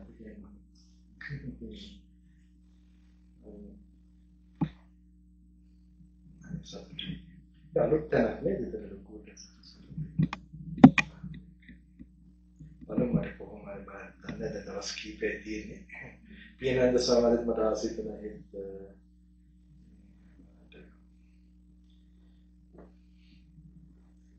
see everybody. Okay, good luck. And but please try to not to draw, please. Okay, use of this opportunity. Try to be alone. Tani in the katakan the pai karan comment on that. Our political kiyawande. Maitri bhavana වුණා පැයක් විතර මේක ආනාපානසතිය එක සමාධියට ගන්න. වැඩිලා සමාධියෙන් යන්න එපා. මේ දැන් වෙන එකක් ගන්න යන්නේ මේ රිට්‍රීට් එකෙන්. අර කියවලා පොඩ්ඩක් කල්පනා කරන එකයි අර උන දැන් ගොඩක් කියවන්න ඉවර කරන්න තියෙනවනේ ඒකින්ද ටික බලාගෙන යන්න. ඒක තමයි විශේෂ ආශිර්වාදයක් ලැබෙයි. සම්බුදු කෙනෙක් කිව්චර මම හිතන්නේ කවදාවත් බැලෙන්නේ නැහැ. එකපාරම මොකක් හරි විශේෂයක. So it's very special in Buddhas, that in this period something special can happen to you all because I don't think on your own you'll ever reach so much in so short time. But do the little bit of, if you find some interesting one for contemplation in your walking, keep silent. That's most important. Okay, try to be alone. Try to find how I can take the whatever to bring in the night, tomorrow morning. All the time try to think your room, but please don't go 1 hour. Not that I'm happy you're safe. But good spirit, I like good, very good. But go for like just a short, just this area also, not that 5 meters, 10 meters, 20 meters. Okay. And I think it's okay. It's okay. No restrictions, we can walk anywhere, like within the monastery. Okay. Yeah, that's okay. Daytime. Nighttime, nobody now. Make sure that you'll go to your kuti. I think you should go now. Whereas unnecessary we should not. I have been with bears in places, but also with a lot of snakes and everything. But we should not put ourselves unnecessarily. Some unpredictable thing can always happen. Buddha said to avoid. When you have some this thing, one should avoid. I know they are used to human beings. They're okay. But still, we should not think. We have a lot of work to do. Karma, we don't invite karma. Alright, be happy. Everyone's learning. You'll get all the strength. Peace of mind. Tomorrow also I will come. I hope you'll enjoy this time. A very special time. Think of the Buddha. You're following his instruction. Rare occasion in your life. And really trying to do it the way Buddha originally intended.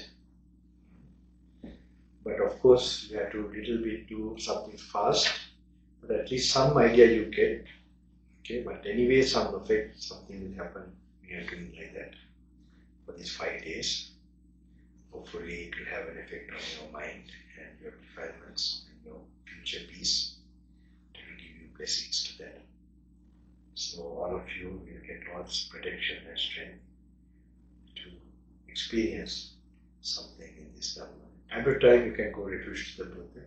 Think as if he is standing beside you. Not for too long. I used to do that. Okay, and then start reading. And then you can sit down a little bit for compassion meditation. Get up again, read. Or keep the book with you. And go out, walking up and down. That was possible. But I told you yesterday how when you stand up, past is gone, the future has not come. Mati Devaraya Nagate Vilane. Even in Patangan Puruthen Vartamante, Siya Gandam Venekat, they got just try Karanoi. When you're walking to the Dharasha place of eating, like that you must try to not just rush and this is all long time habit. But that mindful training also must be done. Then only the reading you can apply in the mind and that will become a different meditation object. So I call this Sutta Kamatahan Kirima. Or the Sutta, meditating the Sutta. So normally it has become a Sutta studies. That is very unfortunate. It is not a good Sutta study. It is a Sutta is all about a manual for meditation. They are objects of meditation actually. Do you get that point? That's very important. As I told you, the visions can open. A vision can open from one of the lines. That's how it happened. Vision of impermanence. Special visions with this is, I'm telling you, it's not a small joke. Suddenly you will see a reality of you. So that's why this can happen. And suddenly, that's Nibbana is there. Because you get so much shock and it's dispassionate. That's where. So for this, at least sometimes you give that time for contemplation, but you have to finish reading. So tomorrow see you cannot. Time is short. Then do the reading fast. Alright? And transfer the merit. But you accumulated this 1 day, 2 days. Your parents, your relations, and all beings from the lowest to the highest, and the devatas, the 4 protective devatas, Sataravaram, the Sakradeva, and Sampati Brahmati Brahma, who are protecting from time movement the Buddha, and Shivaru, Munivaru, Naganagin, Nagaraja, Indiraja, Ratmaraja, all the kings, they could have been transfer the merit. Okay, more than that. මේ ලෝකයේ පෘථිවියට මේ ලෝකයට ආරක්ෂා කරන සියලු හොඳ ධර්මතා ආරක්ෂා කරන සියලු මනෝහසන පෙරම්පරණ පේන නොපෙනෙන ලෝකයේ seen and unseen, all noble beings who are protecting or liking the good teachings, Dhamma, goodness, who are, may they get also strengthened to protect more this whole noble truths of the world, bringing liberation to humanity of the teachings of the great master, which his main purpose is compassion, is to the whole living beings. May that his whatever wish for the whole living beings be accomplished. Sri Buddha Karunave Aramuna, Sri Satya Venerable, Karek Vend, me Buddha Sasana Dina Karikadi, Sri Denata. කරන්නට මට මේ කට්ටියට මේ දේශනාව දුන්නා මේ වගේ එක පාර වැඩි නේද මේ කාලේ can't help it, so at least something, but my real intention should be given to everybody. Must try to make it digestible and distribute many people as possible. That's very important, and I pray and I always think of ways how it can be done before we pass away on this planet, that this all every human being get some support, some Buddha's real mission to be enlightened oneself as well as help others to do that. Both has to happen, it is the more complete. So, Devasenadipurunta, Sirishmi, Sindala, Kandarunta, Bhairavunta, Sasya, Rakshaka, Siruma, Venu, Siruka, Siru, Tamara. Taking a seat of Shanta, Luri Shanta, see the Irish Shakti, see Vishtakami Devatana, see Vishtakami Yadi, Devatana, Sansari Koeva Tiravin, is the heart of the Mankarand, Sambuddha Mahazika, Sambuddha Sarathi, Yutum Mashi, Shakti, Managamina, Pratipati Radi.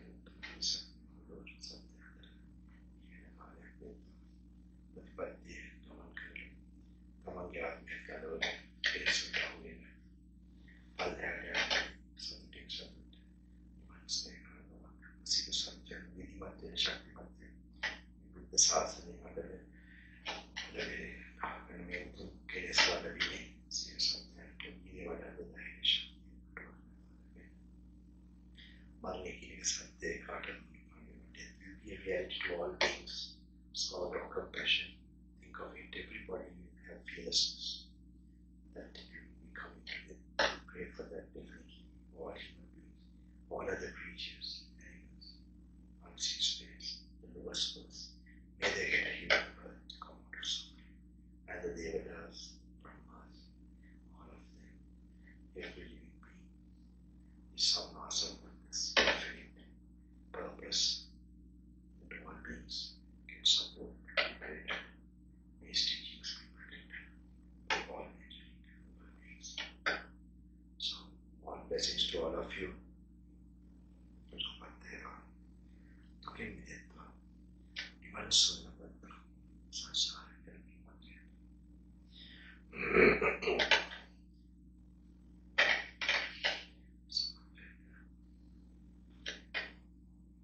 Whoever could take part, even if it's just a certain number of people, may all this good karma be a support.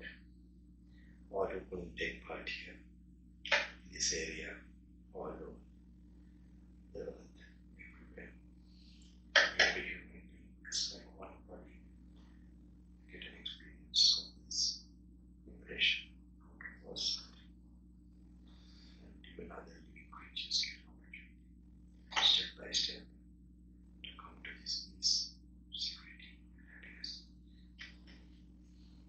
So